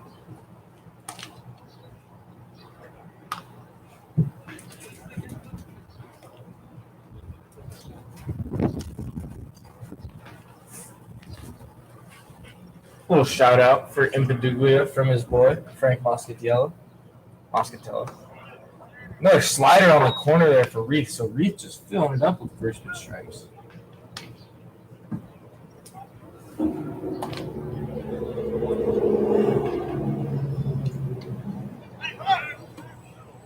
As Impaduglia takes off for his first stolen base of the year. So pull that bag out. First professional stolen base for Impaduglia. So hopefully he gets to keep second base as a souvenir.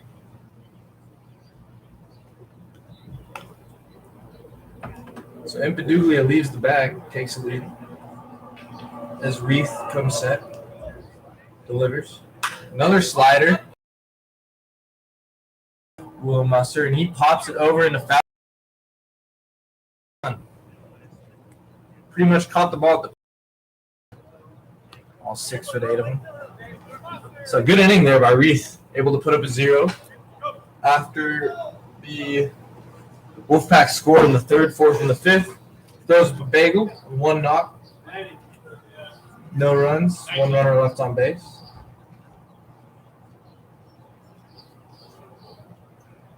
And it looks like Janice is coming back out for the 6th. Classic day for Janice, as he always will just keep running out there. And just a steady diet of strikes, mixing pitches on the corner. Just Does a good job of working east and west. proves to be difficult for hitters.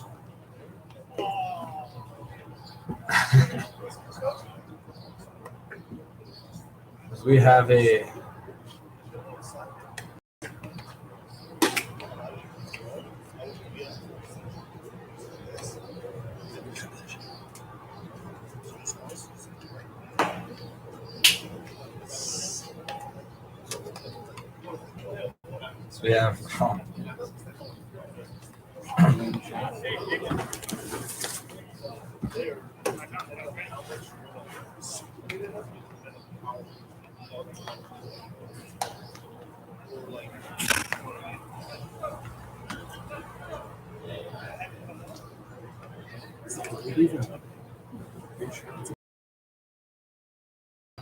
No, it's on.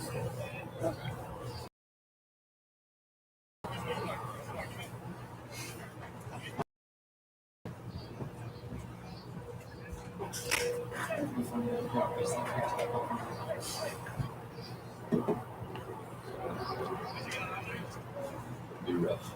first pitch from Janice is weird. Strike 1. Surprise there. Nothing out of the usual out of Janice there. Strike 1.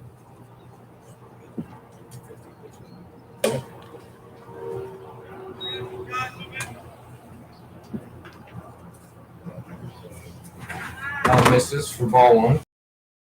Count at 1.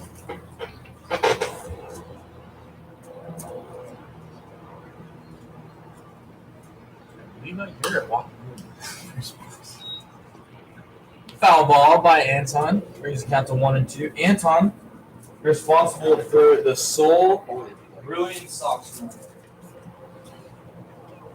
with his solo shot that just squeaked over the right field line, the home run line over there. Here's another term for our Spanish speakers. For that last home run, placata. If anybody's familiar with that one.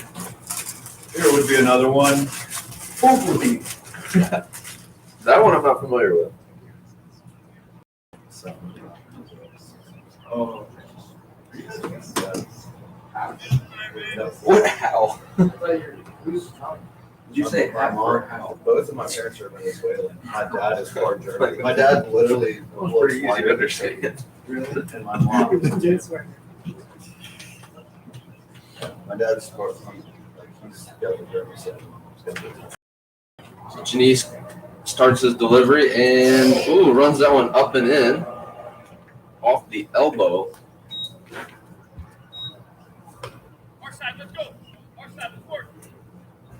So getting his money's worth out of his Evo Shield Jared Anton.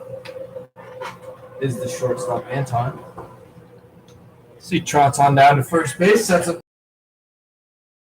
Jarrell McDade. So Janice.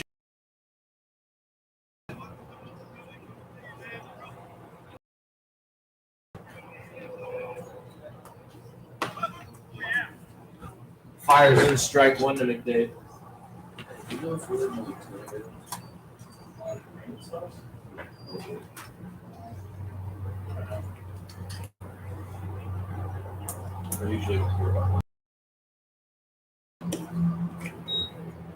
Strike. So 0-2 to 2-0.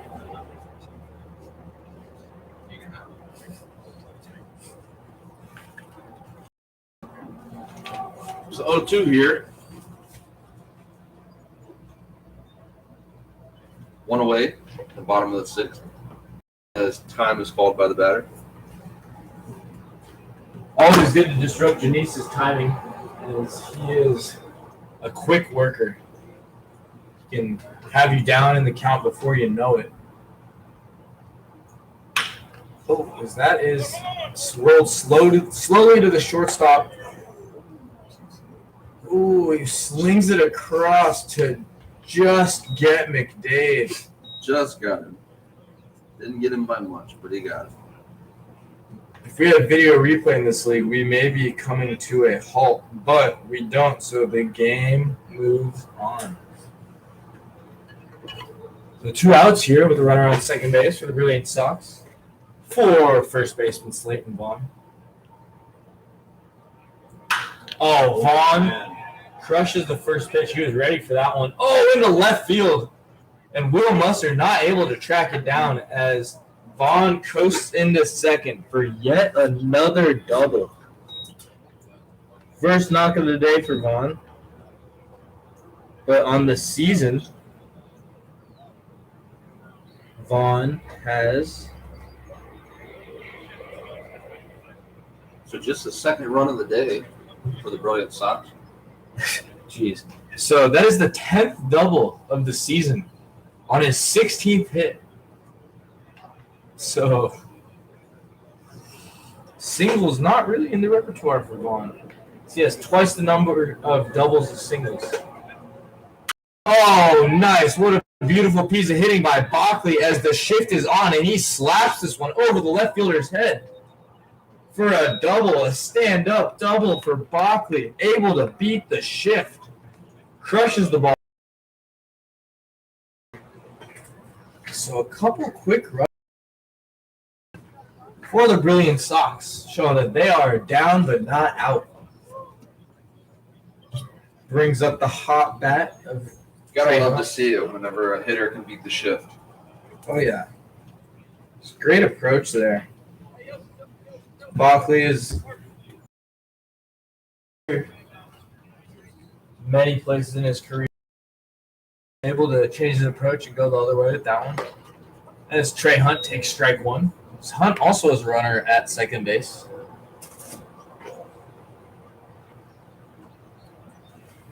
with 2 outs. RBI opportunity for Hunt as Janice throws one down and away to even the count at 1. So Trey Hunt in 11 games and 25 at bats has 9 hits and 1 single. He has 3 doubles, 1 triple, and 4 home runs. And that one will retire the side as the chopper to Dadson is thrown across to first for the 3rd out. 2 out. So after 6, And it's 2 out. 2 out. 2 outs. What? 2. How? I know for a fact that he was out. That's 3. What the fuck is yelling at us? 2. McDade and that one.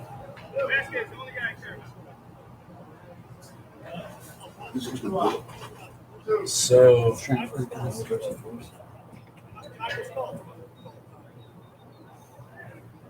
all right, let's see. A little bit of confusion on the number of outs.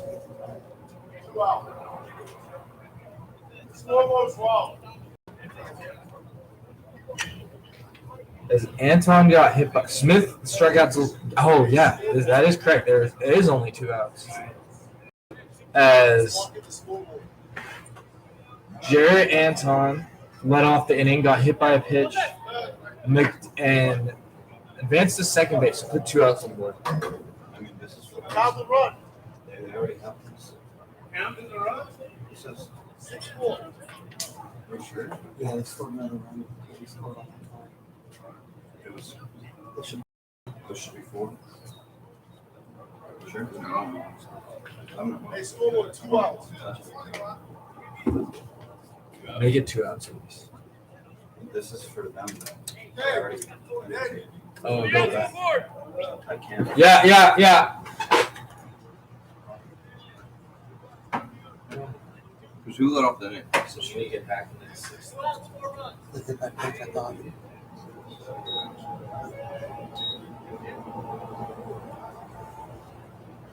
This should be bottom of the 6th. Okay, so here we go. Edit, inning, 6. Enter. 2 outs and 2 outs and had 1 run. Go, give me 2 outs for what? Yeah. It's all right. They're up. They're up. Had a run. It's on I'm not doing it again. 6th. I'm sorry. So now we got to switch it. Bro, I hadn't even clicked it whenever they started walking on the field, off the field. That's just not on me. I clicked it because they started walking. So Anton was hit by a pitch. Anton was hit by a pitch. Then McDade. Grounded out or something. McDade grounded out, barely got beat. And then Vaughn hit the double. Barkley hit the Gockley hit the double. And then Trey Hunt just grounded out. And then Santos is up now. So yeah, correction there. So the Trey Hunt ground out was only the 2nd out of the inning. And due to the confusion, the runner, Gockley from second base, came around to score. Make this a 2-run contest.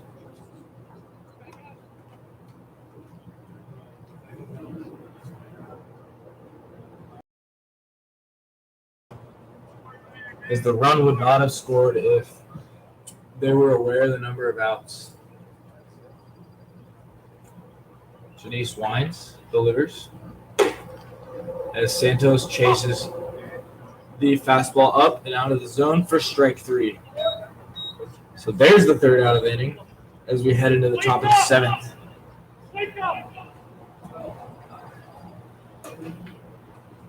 6-4, the Wolfpac hold on to their lead as the Brilliance take the field. Reef out there for your 2nd full inning of work. Has gone 1 2/3 thus far.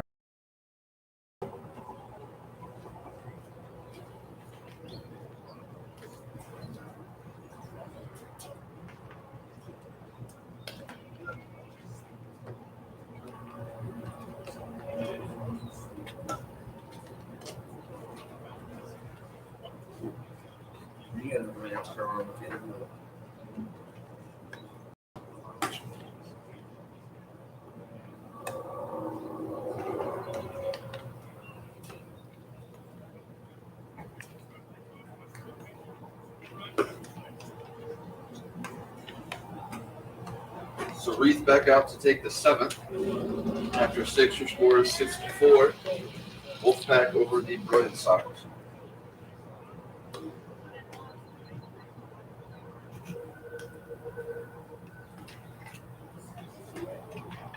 As it looks like the Brilliance Sox are starting to get some action in the bullpen.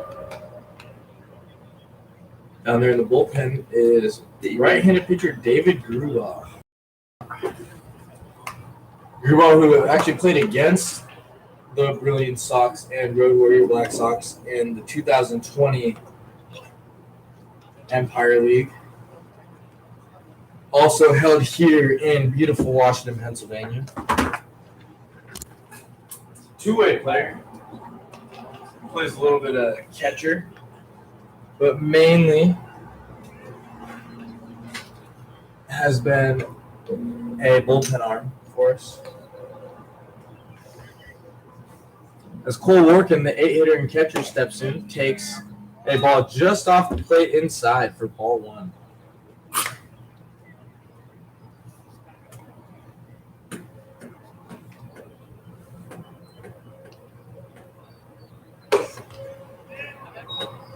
That pitch is taken just off for ball 2.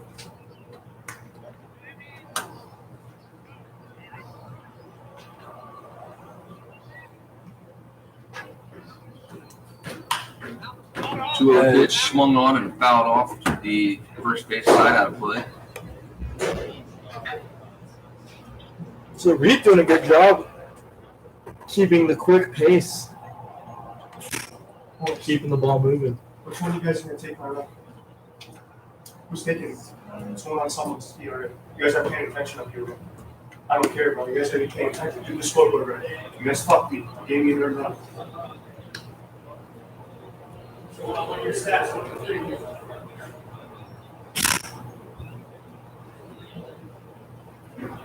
As Reed comes set, delivers. As Workin lifts the ball in the right center as it burns the right fielder. As Workin holds up at second base.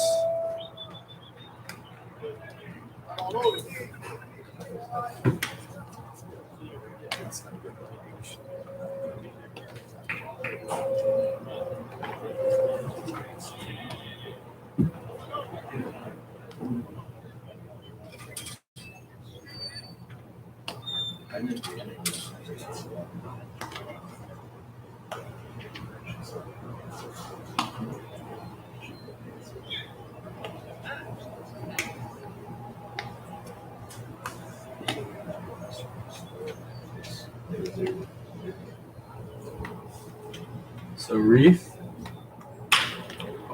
winds and delivers to, on the first pitch, Torrey grounds out to the shortstop, which advances Workin to third. 1 out for the first out of the inning.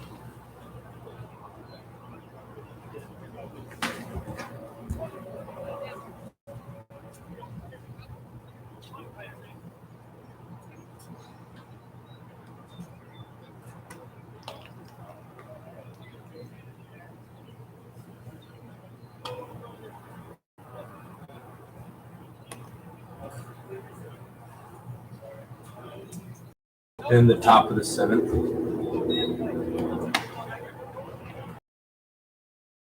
And keep that runner on third base. Daniel will try and smack one through to pick up a big insurance run here for his team. 2-0 now to the leadoff Smith, playing in center field today.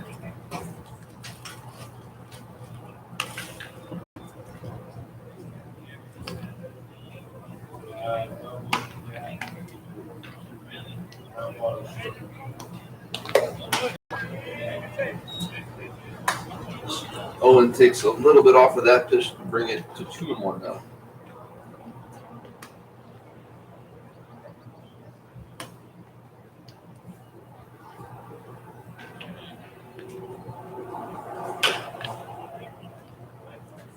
And Reith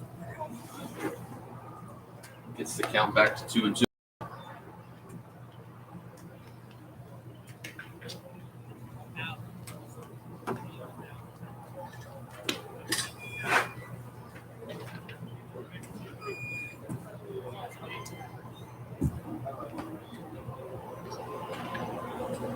2-2 pitch.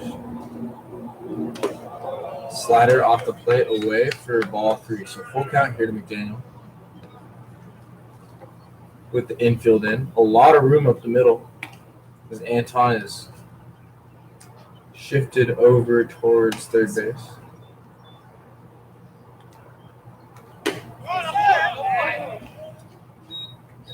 As Reef gets strike 3 to McDaniel. Swinging a miss on the slider away.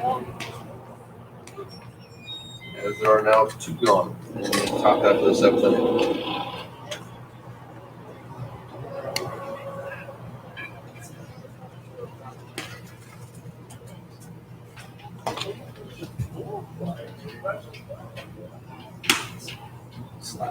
So we have Keaton Slack and Matt Colon, both right-handers, warming up in the Wolfpac bullpen. As Reith misses with ball 1.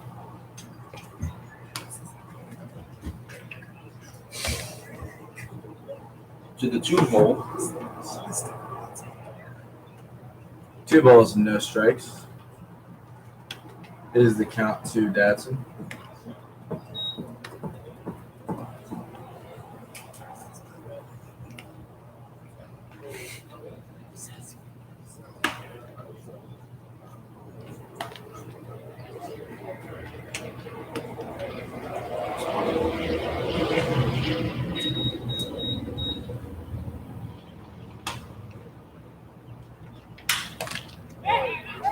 Dadson lines this one into left field and burns the left fielder Trey Hunt. And Cole Worthington's in the score on the double to left by Dadson. Oh my gosh.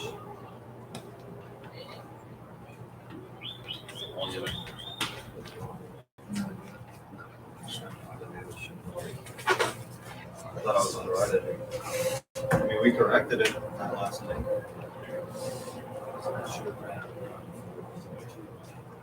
Yes. Minus 1/6.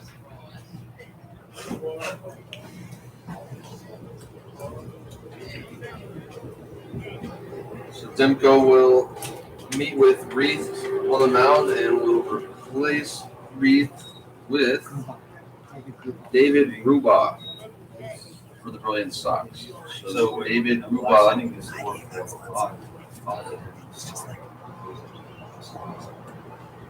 who is a two-way player but primarily used out of the bullpen as of late. The 6th inning was horrible. 6th inning was 0 for the away team and 3 for the home team. Yeah. Okay, yeah, so we need to go visiting team minus 1. Yeah. So edit. So yes. That is 0. And then just get to the next inning. Yep, so anything plus 1. Visiting team. There it is. There we go. There we go. Except for he thinks the home team like to win.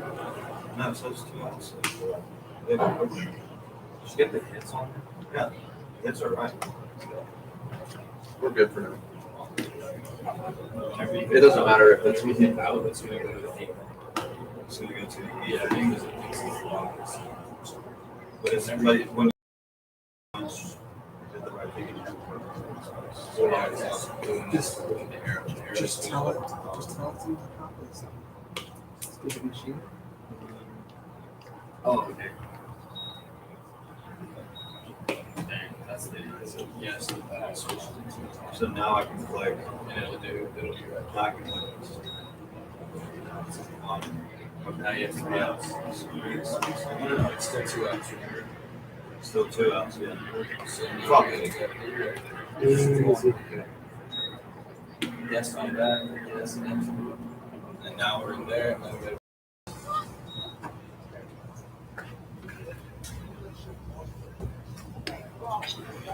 So now batting is the 3 hole for the Wolfpac, Colin Miner. Also playing first base. So Ball will get a sign and come set. And delivers to the plate. Strike one.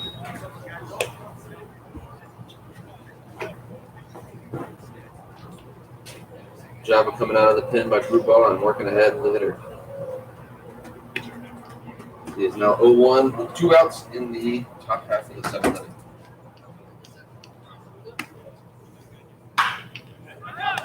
Inside pitch is smoked on the line. That'll bring the count to 0-2. Grubauer way ahead here. 0-2, 2 outs.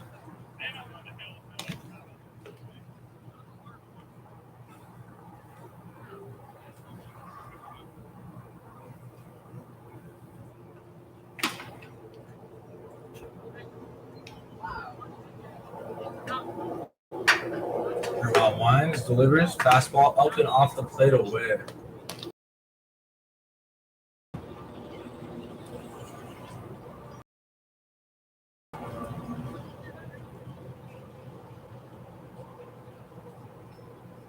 Minor stands in.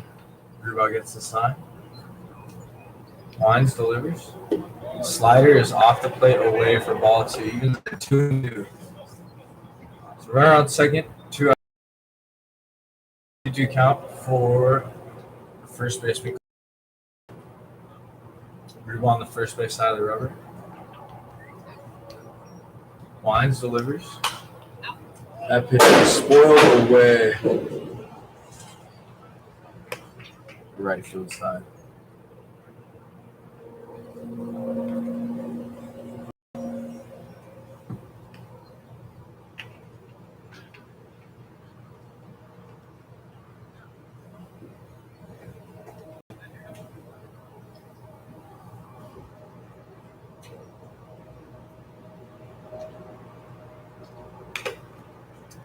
Grubauer fouls this one straight back. Keep the count at 2-2. It's a group minor battling here.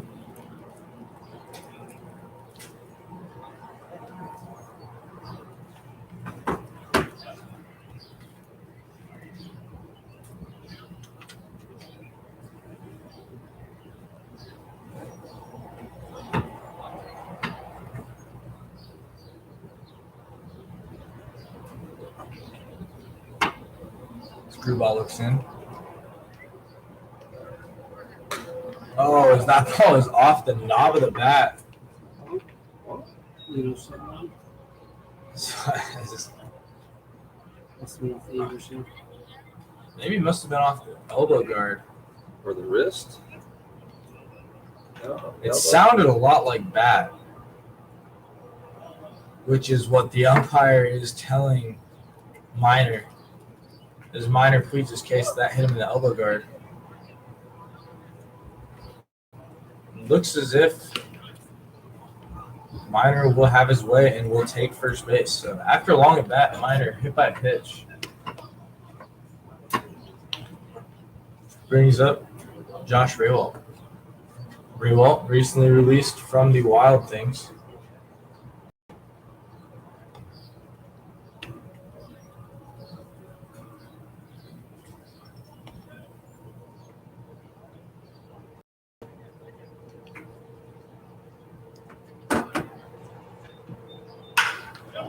Raywalt rips that ball into right field.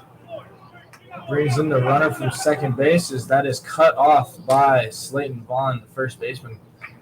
It's a 2-out RBI base hit for Raywalt. Brings home Dadson.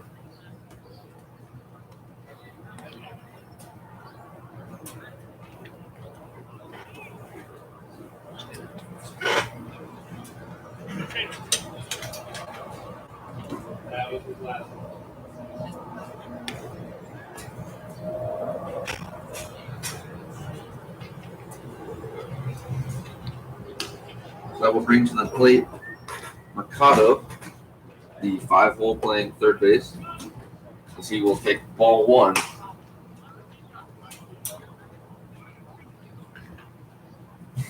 So Grubauer working here with runners on first and second, 2 away. in the top half of the seventh.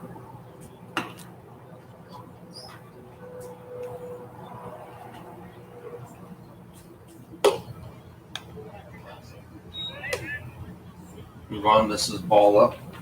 2-0 the count.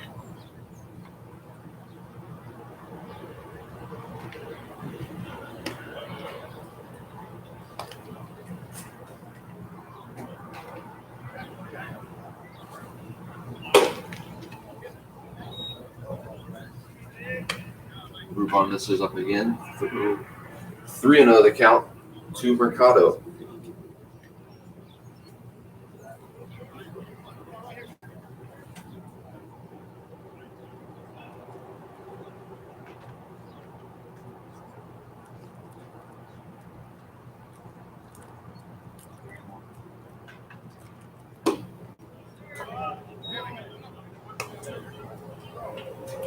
Rubon drops in a strike there, brings the count to 3-1. 3-1, 2 outs. Runners on first and second for Mercado up at the plate.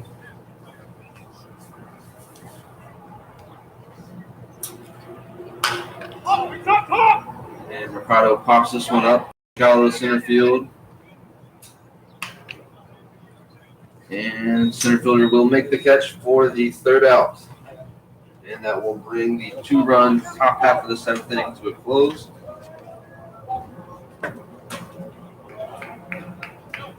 As your Wolfpac now lead 8-4. So after 6.5, Wolfpac lead 8-4 with 8 hits, and the Brilliance Sox with 6 hits and 2 errors.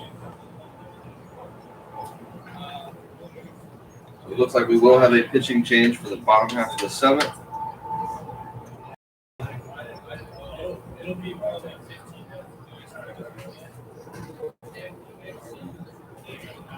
Those games are not today.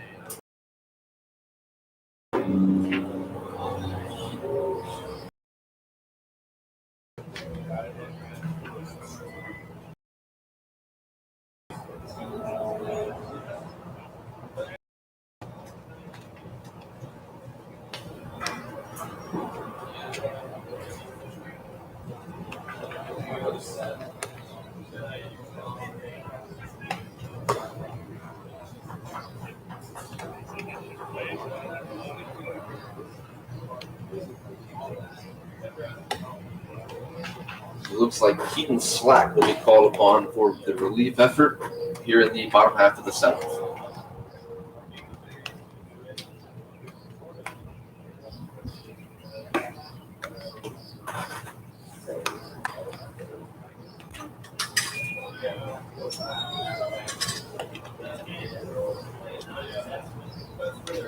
Both teams.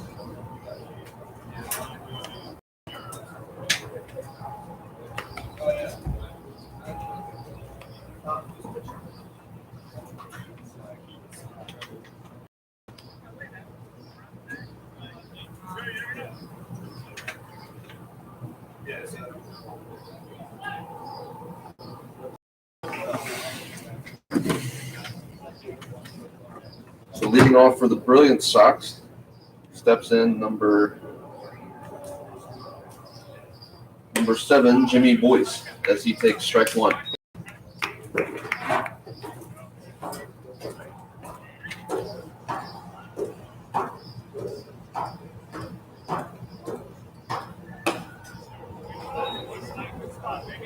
Boyce takes the second pitch outside for a ball, draws the count to 1-1. Yo.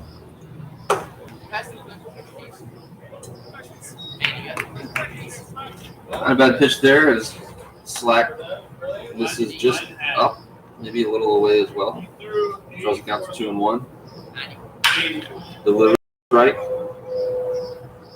And the shortstop makes a fine play on the ground ball for the first out of the bottom half of the seventh.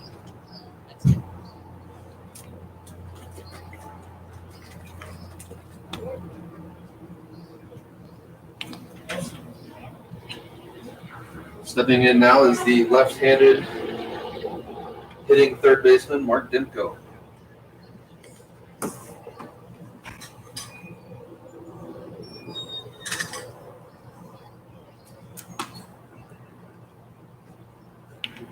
Slack settles in, delivers first pitch outside for a ball. 1-0.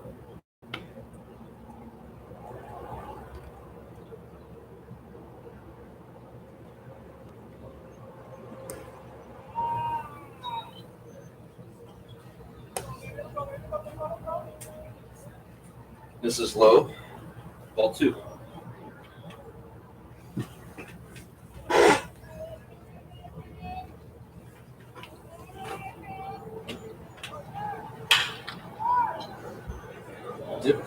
Demko swings and drives the ball to center field on the 2-0 count for out number 2. Slack making quick work here in the the bottom half of the 7th. 2 batters faced, 2 outs.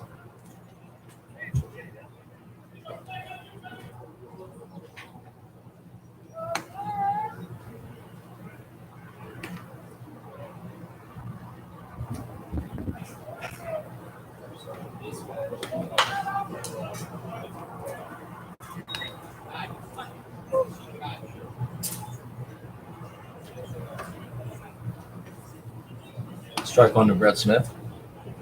Lead off center fielder here for the Brilliance Sox. Settles in. Slack fires pitch off the plate inside for ball 1.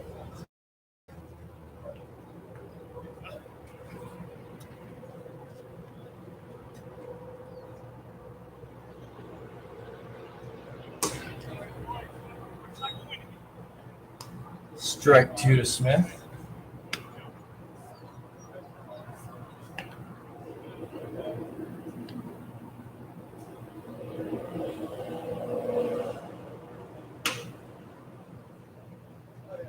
Slack settles in for the 1-2. Lifts, delivers. Foul ball out of play. Down the right field line.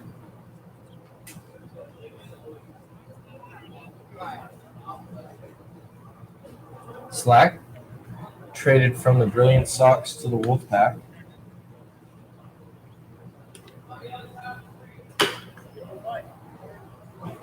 There's a pitch, and that is fouled off by Smith.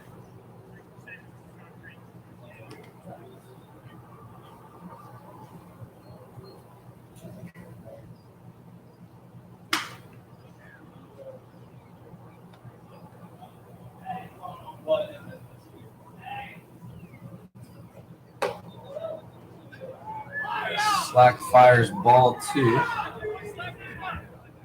So Slack, this is his 6th appearance. Has a 6.33 ERA. In 6 1/3 innings, he has an 11.37 ERA, a 2.05 WHIP. Also plays infield as Smith fouls another pitch away.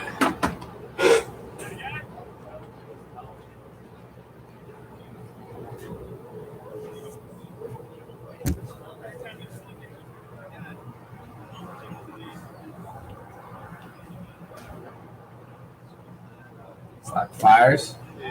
Pitch is off the plate away for ball 3. So Smith brings it back to even here, or brings it to full for being behind in the count early. Slack winds, delivers. Ball 4 off the plate away for Brett Smith. So that'll bring up Jarrett Anton. Homer solo shot to put the Brilliant Sox on the board.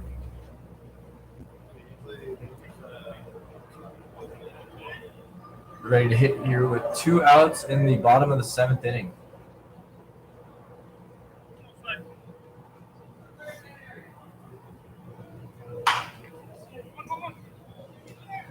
Ground ball in the 6th hole. Great play by Dadson there. Throw the cross to get him at first base. So Slack able to throw up a move this game into, and the score remains 8-4. So great job by Janice today. Went 6 innings, gave up 4. Quick pace. What was his? Do you know his final pitch count? Pretty sure his pitch count was under 100.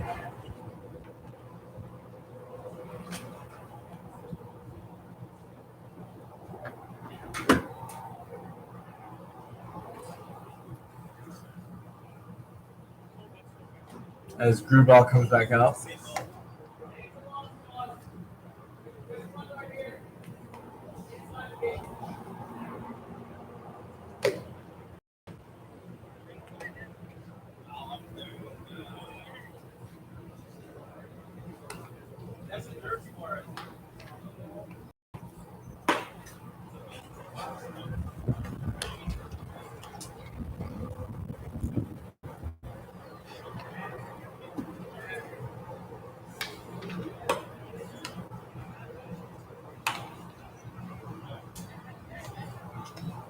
Grubauer has been with the Brilliance Sox all year. Has his 6th appearance of the year. It's an 8 1/3 innings is a 4.32 ERA with a 1.44 WHIP, not including today.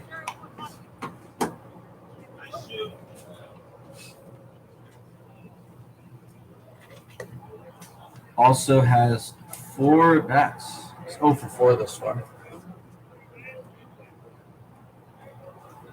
We'll get ready to face Joe Impeduglia.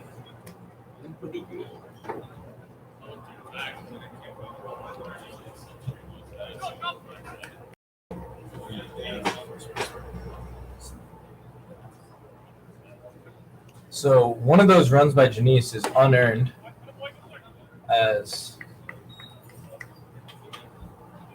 Impeduglia takes ball 1.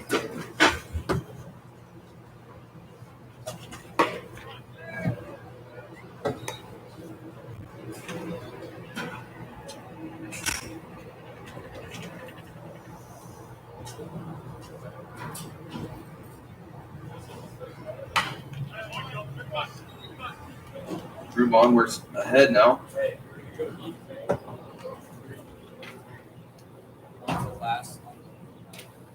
Against Joe Impeduglia. Here in the top half of the 8th.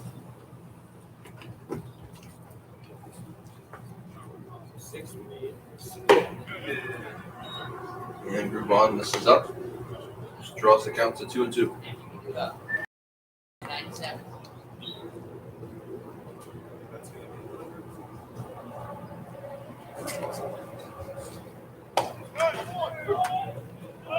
And Grubauer drops that one in there for a strike 3 call.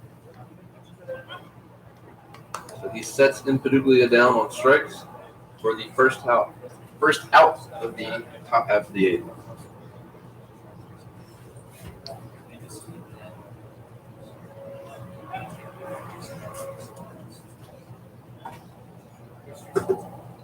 So that brings to the plate Will Musser. As Musser takes ball 1 up.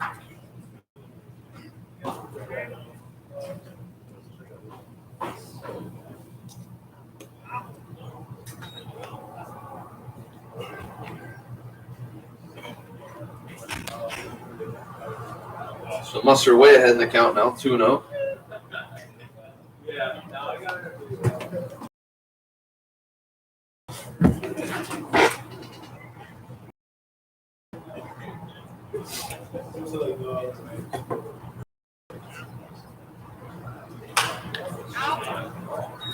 Grubauer delivers a strike in there as Musser fouls that ball off the first base side of the stand. Count now rides 2-1.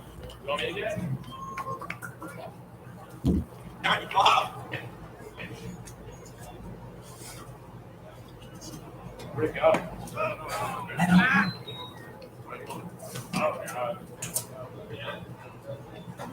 Musser misses with, Grubauer misses with the 2-1 pitch. Musser draws the count 3-1.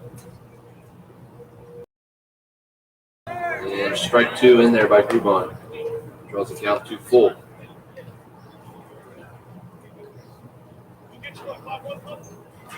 Three-two here to Musser. And a foul ball straight back into the net. Inside pitch kind of fooled him there. Late swing. But able to get a piece. Foul it off and keep the count at 3-2.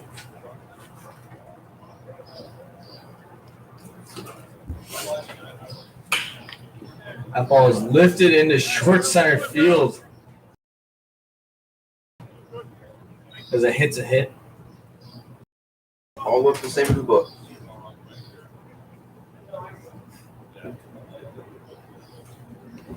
That brings up the 8-hole catcher. You guys further now, Mike. Is that a pinch runner we have? I believe so. Let's see if he gets out of the shadow of the towering Slayton Vaughn. All I can see is the shine of his helmet peeking over his shoulder. Is that an Anthony Walker sighting? Looks like it. Looks like 44.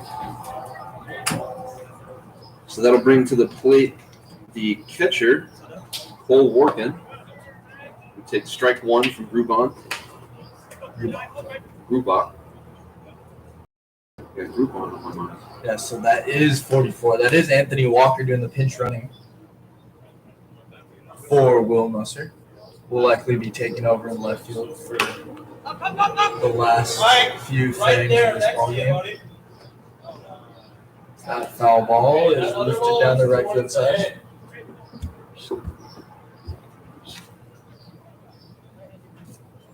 So Walker for Musser will be going into left field.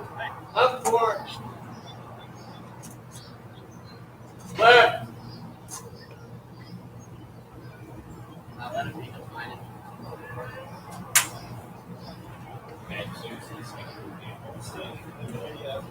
So Grubauer works 0-2, delivers, and that pitch misses up. Draws the count to 1-2. Still one out here in the top half of the 8th. Walker at first.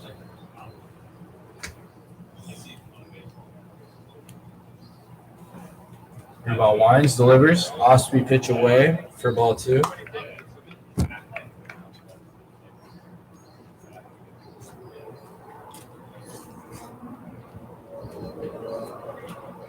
As Grubauer looks in, gets the sign from the catcher, Bachman.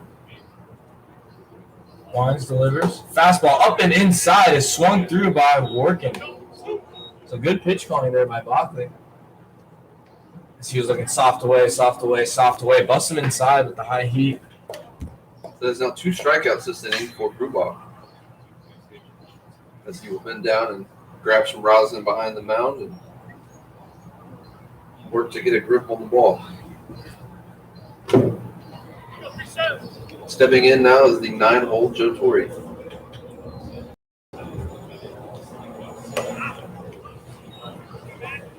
Screwball misses up and in with that one.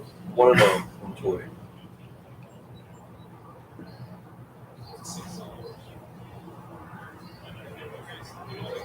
Walker will take his lead over at first base.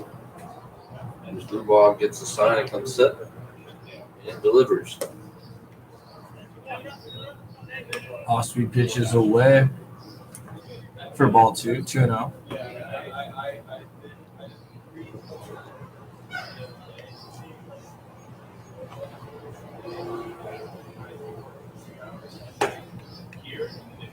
And that one misses in. So now 3-0 to Torrey.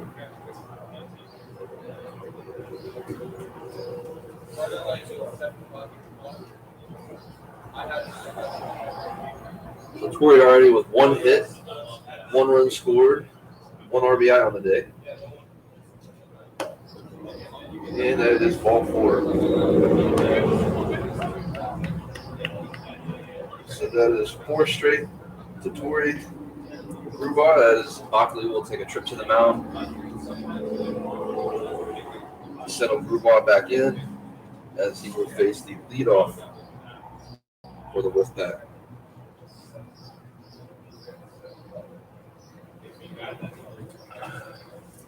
No action in the Brilliance Sox bullpen. They're hoping to get likely the remainder of this game or close to it out of Grubauer. So that will bring McDaniel to the plate. Runners on first and second. Torrey on first. Walker on second. Here with 2 away in the top half of the 8th. Second base holds. And Grubauer delivers strike 1.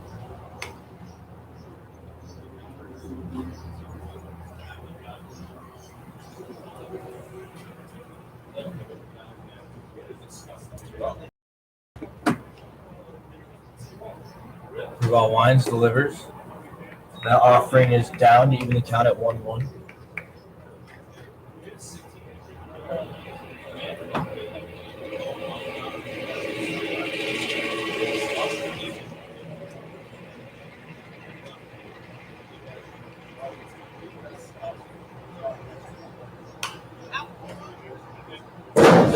That pitch is fouled back off the first base side, which will bring the count to 1-2. I got you. Go up there, Sirius. Grubauer doing well with the steady diet of early strikes. See it?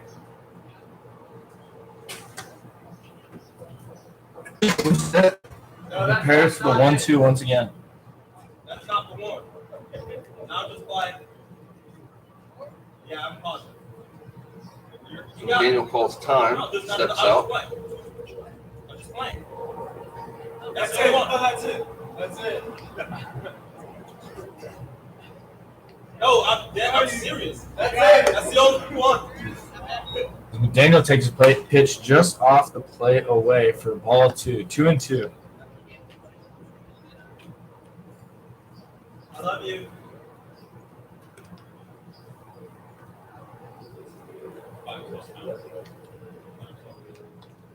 Ball lines, delivered. In the 6-hole. It's on the infield. Knocked down by Anton to save a run there. That soft dribbler to the left fielder would have probably been enough for the third base coach to wheel Anthony Walker around.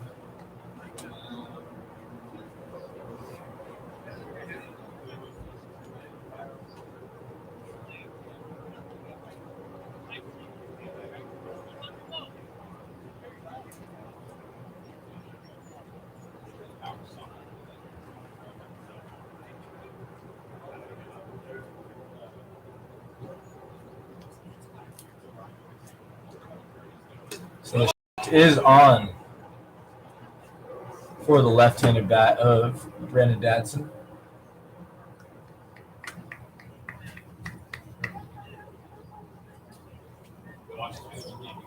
With 2 outs here. So Dadson, who beat the shift at his last AB, on line drive into right center through the 4-hole. Swings and misses at the offering from Grubauer, which will bring the count to now 1-1.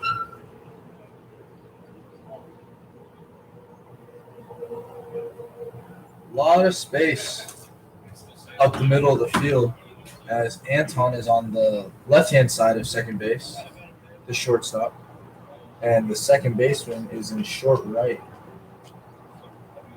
with the first baseman Vaughn playing right on top of the line.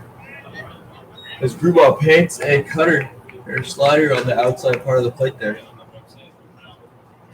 1-2 the count now. 2 away here at the top half of the 8th.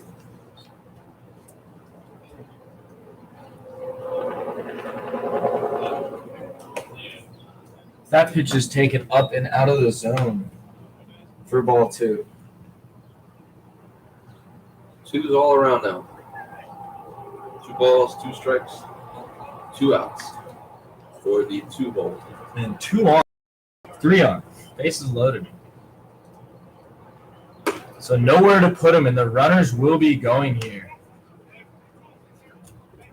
Catcher Bockley signals for everybody to throw the ball across here.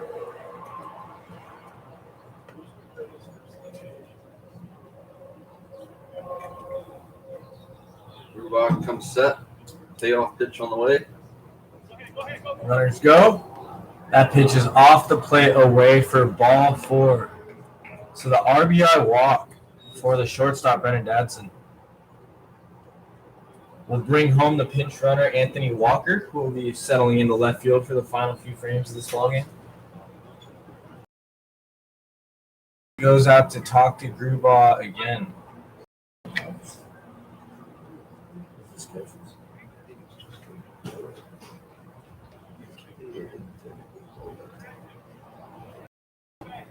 The second mound visit inning for Bockley. Fist bumps his pitcher Grubaugh, reminding him that he is only 1 out away from getting out of this inning. Only takes one pitch. One pitch to get out of it. It also takes only one pitch for Colin Miner to turn this into a 9-run lead. That it does as well.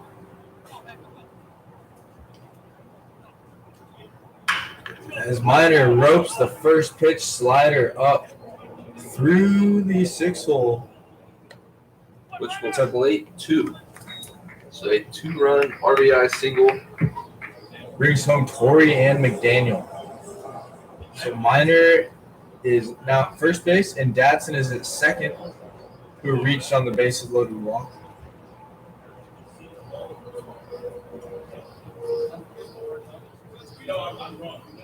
Not sure what may have happened to Miner, but it looks like he came out of the box a little gimpy. But luckily, he won't be having to steal any bases here with a 7-run lead. Potentially. As Raywalt swings the first offering, fouls it off. So Grubaugh ahead here on 1.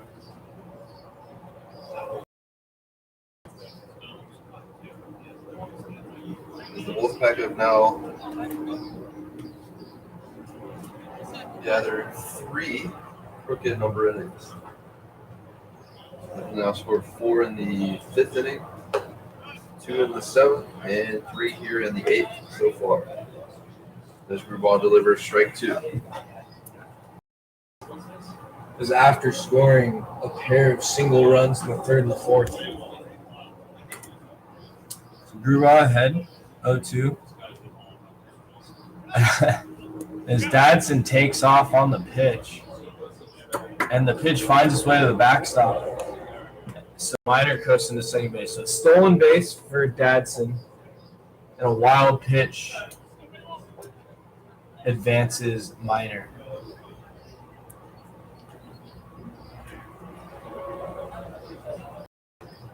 So Grubaugh still ahead here, 1-2. After moving Raywalt's feet. There's another pitch inside. Off again, but this time a little bit closer to even count at 2. Now we've got 2 outs. 2's all the way around again. 2 balls, 2 strikes, 2 outs, and this time we do have 2 runs. On second and 3rd. Grubaugh winds, delivers. Fastball is off the plate inside. A little bit down this time. We'll load the count at 3-2. Runners will hold as there is nobody on first base.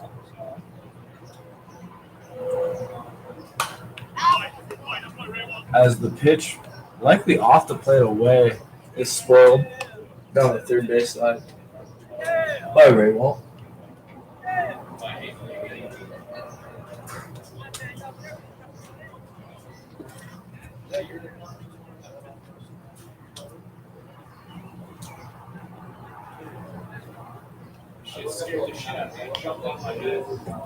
Third ball comes set. Delivers the 3-2. That ball is lifted into deep left field as Trey Hunt is going back, and he will not get to that one. As Raywalt takes that ball over the fence the opposite way. Well, Oppo Taco to make this a 14-4 ball game. So a very great piece of hitting right there as he takes that 3-2 pitch away Oppo Field. How hard is this? Wait. Hey, can you send 2 others? Maybe try something.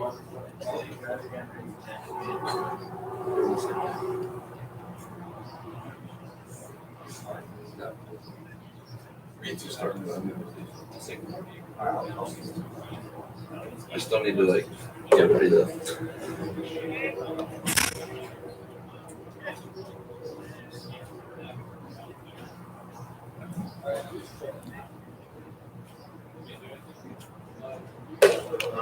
One.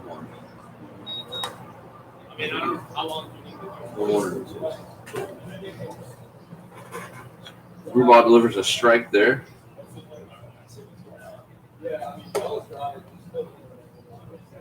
And it says that one up and in, so it brings the count to 2-1.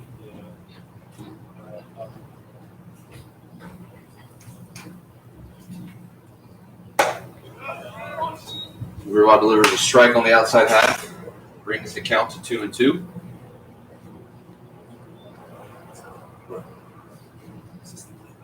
Yeah, I mean, it's just. Rubal gets a ground ball here to the shortstop, Anton, and he fires across the first for the last out of the top half of the 8th inning. So, heading into the bottom half of the 8th inning, your score is Wolfpac 14, Brilliance Sox 4. As the Wolfpac strike for 6 in the top half of the 8th inning.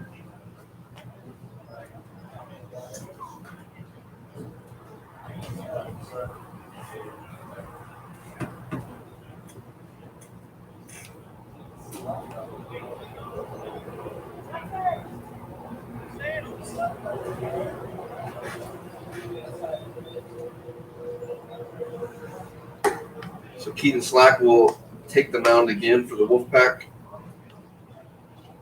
to pitch in the bottom half of the 8th inning.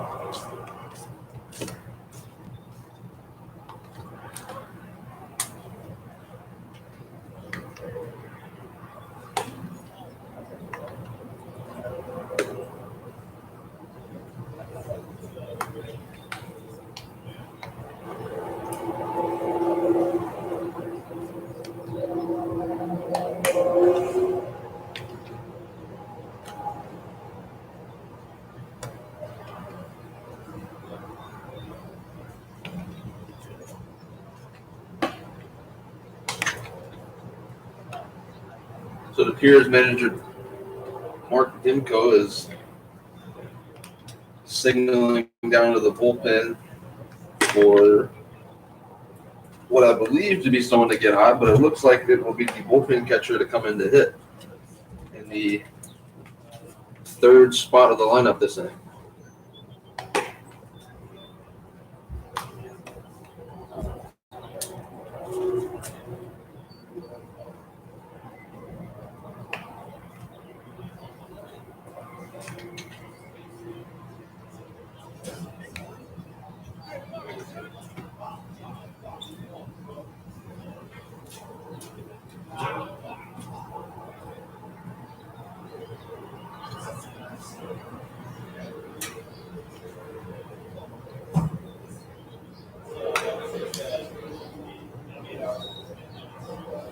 Stepping into the box is Gerald McDade, who will lead off the bottom half of the 8th inning as Slack gets strike 1.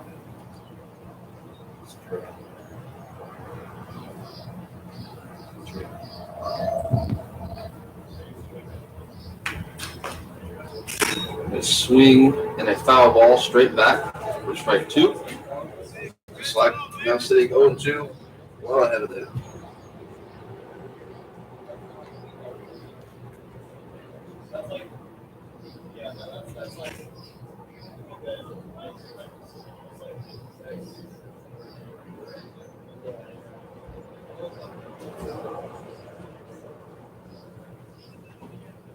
One set, delivers, and this is up for ball one. 1-2 the count.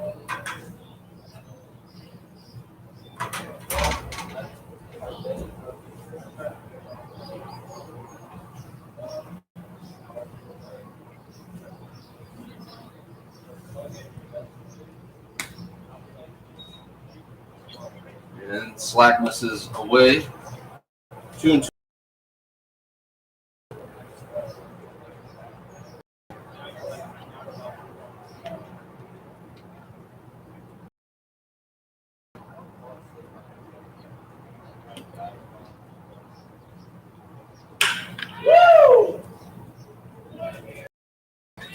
The 2-2 pitch is sent right back up the middle for a line drive to center field for a single.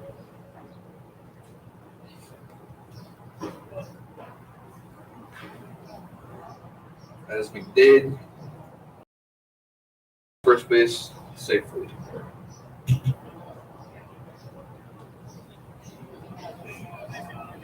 Stepping in now is number 34, Zach Holliday.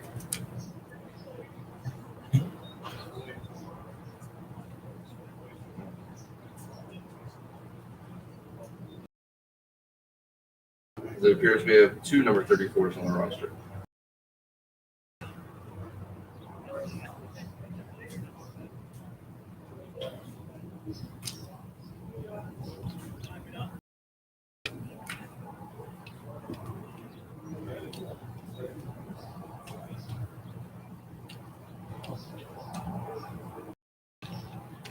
As Vaughn hits that one sharply to third, on to second for the first out, and to first for the double play. Oh, you didn't. Oh, they're saying that the throw from the third baseman drew the second baseman off the bag, so he will be safe at second. So instead of the double play, there will only be one out.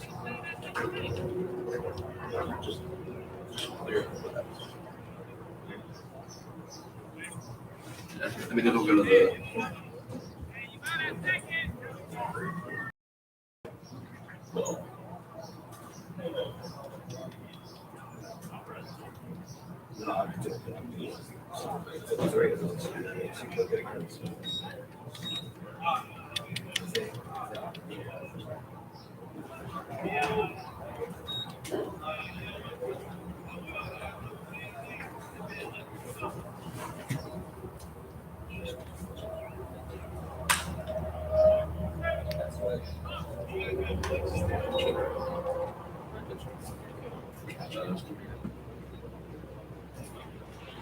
So it appears we have a pinch hitter. That was the first one off the first base side. Count 0-1.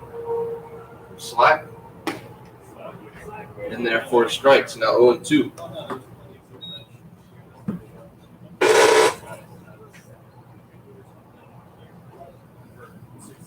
It appears this is number 10, Jackson.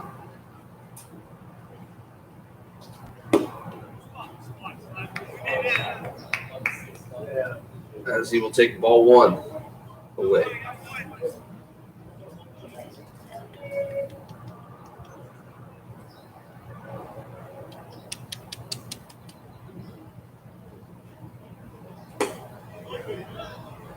And he takes ball two from Slack, just outside, so draws the count to 2-2. 2-2, one away here in the bottom of the eighth with a runner at second base. Slack delivers, and just a bit outside for ball three. So good AB here from the pinch hitter Jackson. Runs the count to 3-2.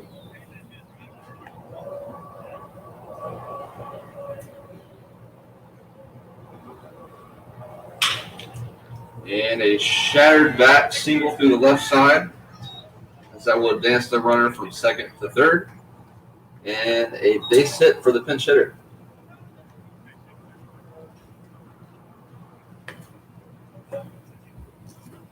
On the broken bat single.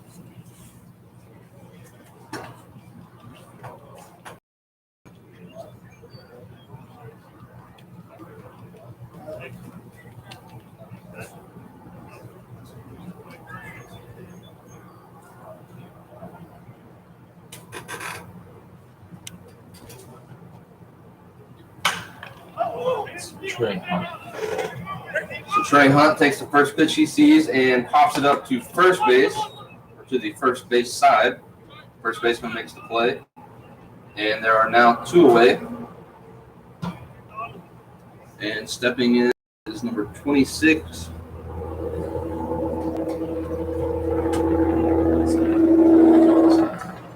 Samir Santos.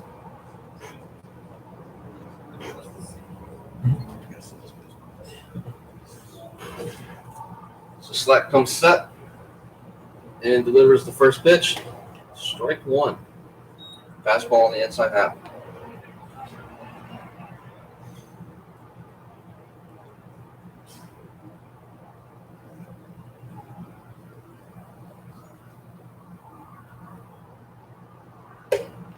Slack delivers. Strike 2. Swinging.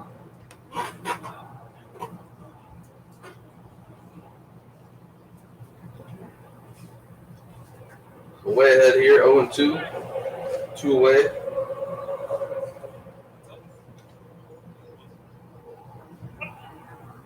Runner takes off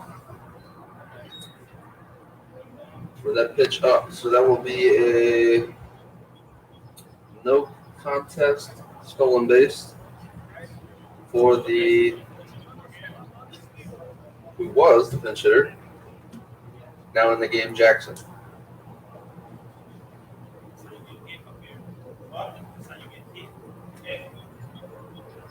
The 1-2 pitch is softly hit towards third base, and that will be the final out of the inning.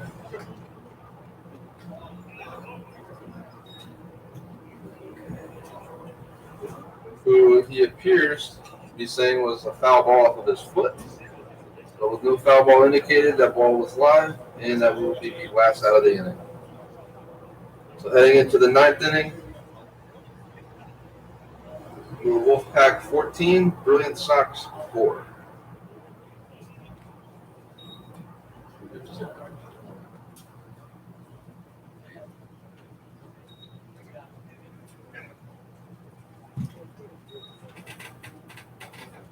Okay.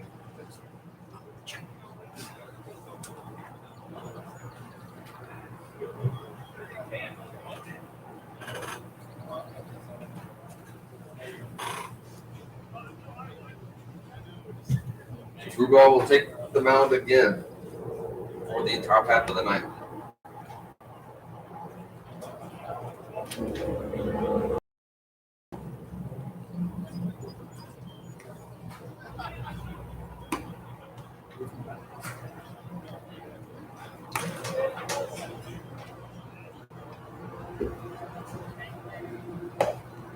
So a few defensive position changes as now the shortstop, Jared Anton, will move to third base.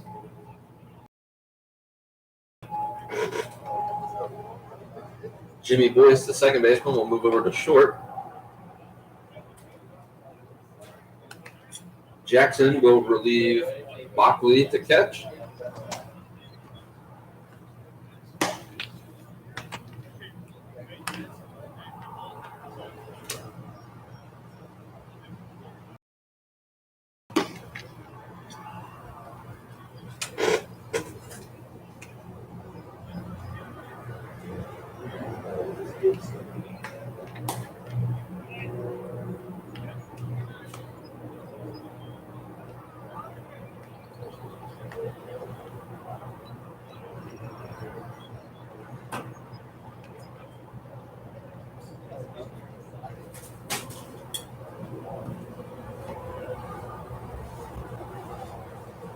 So Grubauer will face the 5-hole hitter, Joe Impaduglio.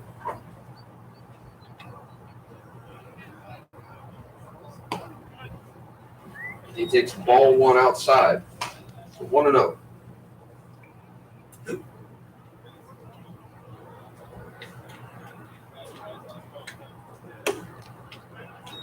And that pitch misses up and away, 2-0.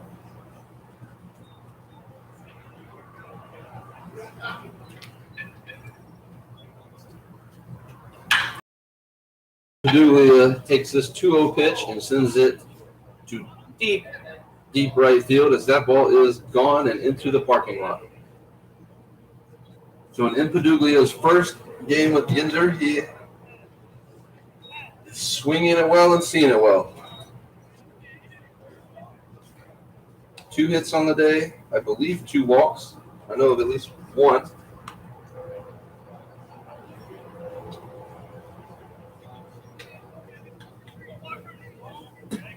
And now stepping into the box is number 44, Anthony Walker, who came on to pinch run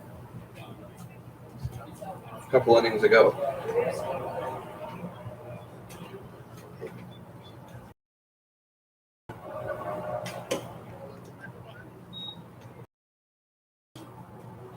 Rual misses up and in, 1-0.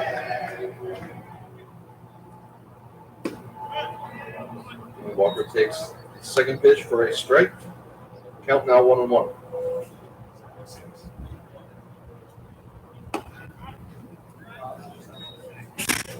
Takes the breaking ball inside for ball 2.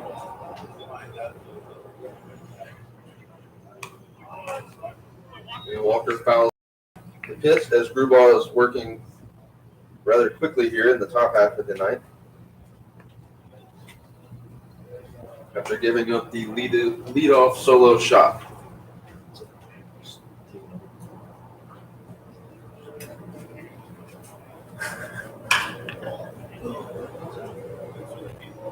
So Walker swings on this one and pops it up to fairly deep left field over by the line, and the left fielder will make the catch for the first out.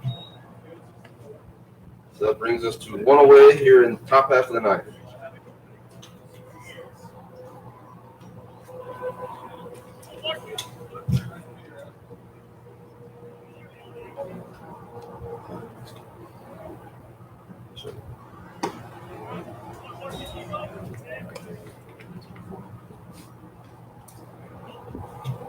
Grubauer delivered strike 1 on the first pitch. And that will be a single to right field for the catcher.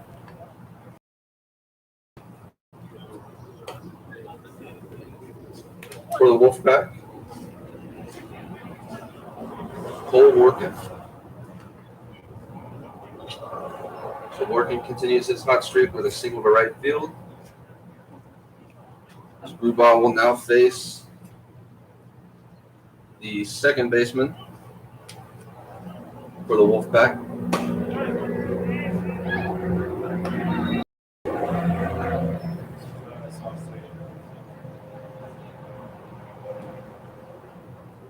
Who came on for Joe Torre. So he swings on this one and pops it up to shallow center field. And it is caught by the shortstop for the second out. So Grubauer gets the second out of the inning and will now face the leadoff hitter, McDaniel.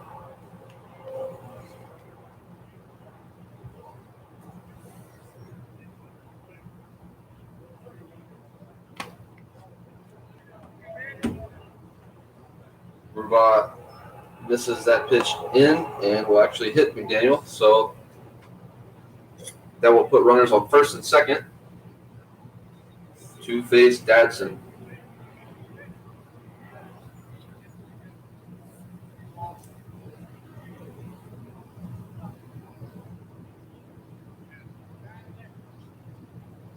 So 2 away still here in the top half of the ninth.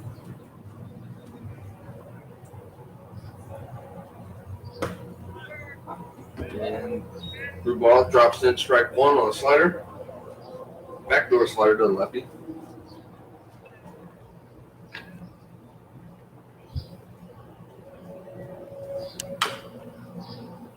And Dadson will swing and foul that one off in front of the plate. Grubauer way ahead, 0-2.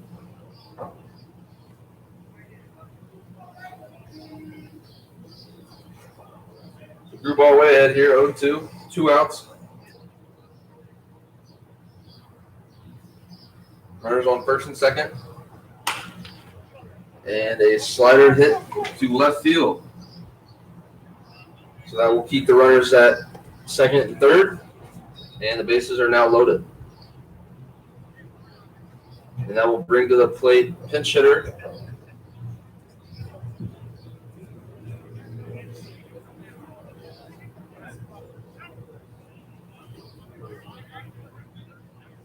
Marcos Figueroa.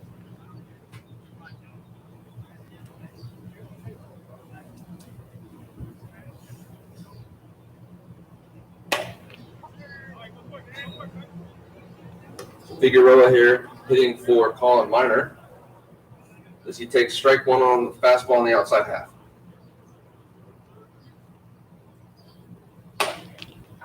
Figueroa misses away.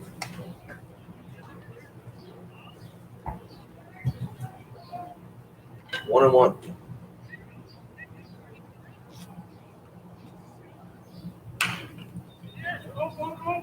Figueroa grounds the ball to first base, and the first baseman will take care of it for the final out of the top half of the ninth inning. So heading into the home half of the ninth inning, Wolfpac lead 15-4 over the Brilliance Sox.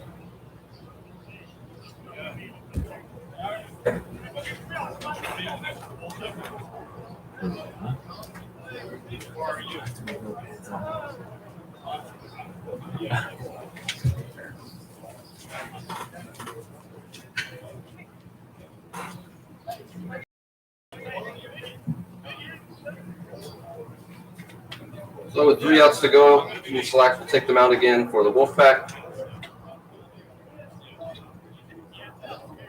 in an effort to close this ball game out. Pitching with the lead 15-4. All you got to do is just come in and keep throwing strikes.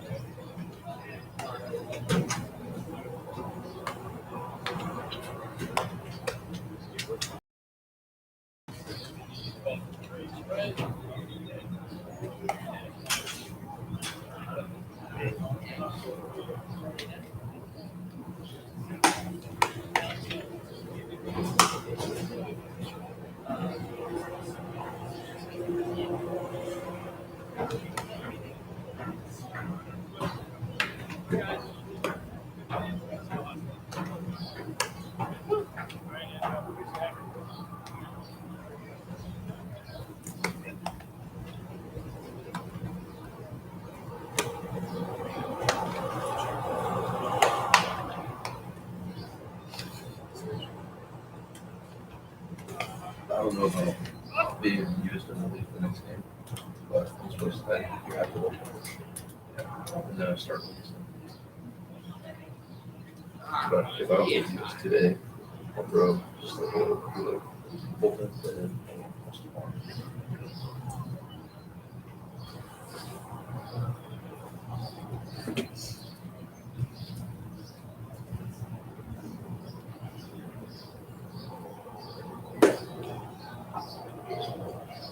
So the first pitch from Slack is a strike on the outside half, 0-1.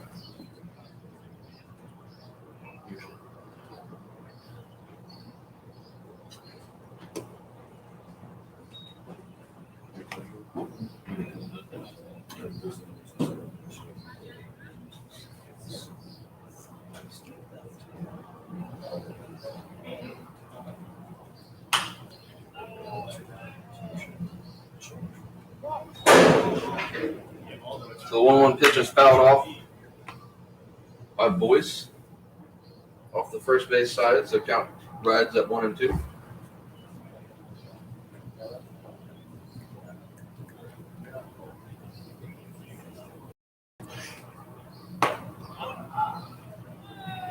And strike 3 called on the outside half.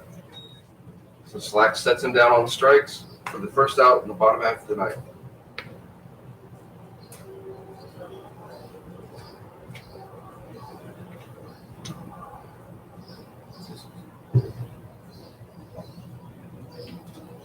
So stepping into the box now is Zach Holiday. He takes strike one on the outside half. So Holiday came in the last half inning to play second base for Joe Torre. No, sorry. For Demko. As the middle infield shifted over to third and short.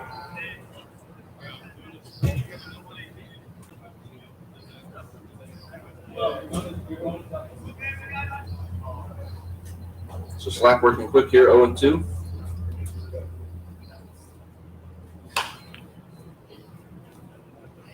That 0-2 pitch fouled off again to the first base side, out of play.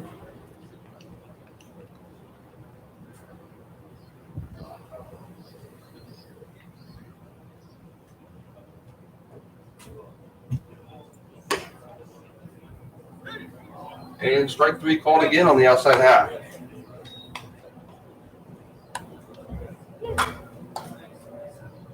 So two quick punch outs to begin the ninth for Slack.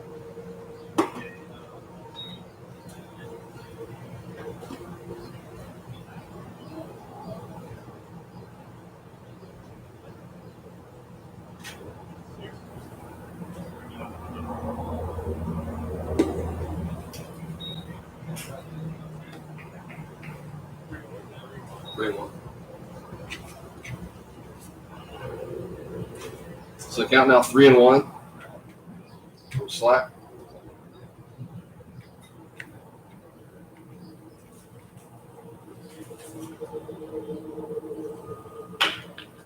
As that ball is fouled off to the third base side.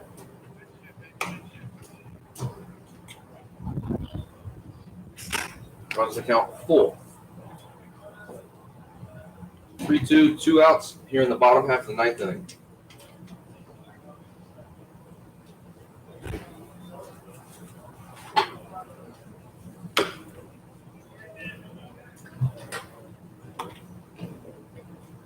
And that ball is fouled back. So the count remains 3-2.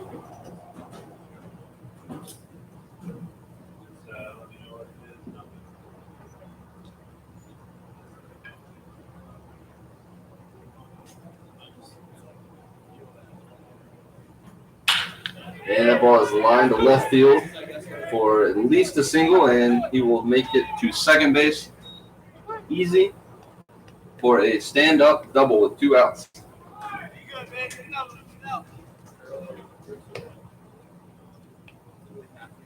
So the ball game not over yet. Still 1 out to go. Last out's always the hardest one to get.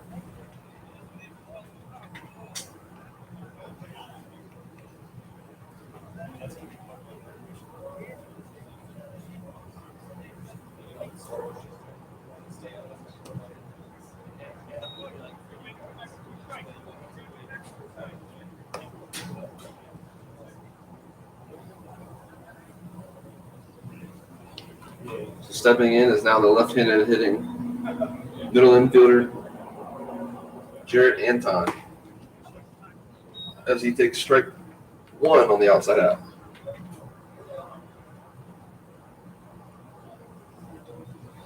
So the 1-1 pitch from Slack is swung on and lifted into center field, and the shortstop will take care of that for the final out of the game. So your final after 9, the Wolfpac 15, the Brilliance Sox 4.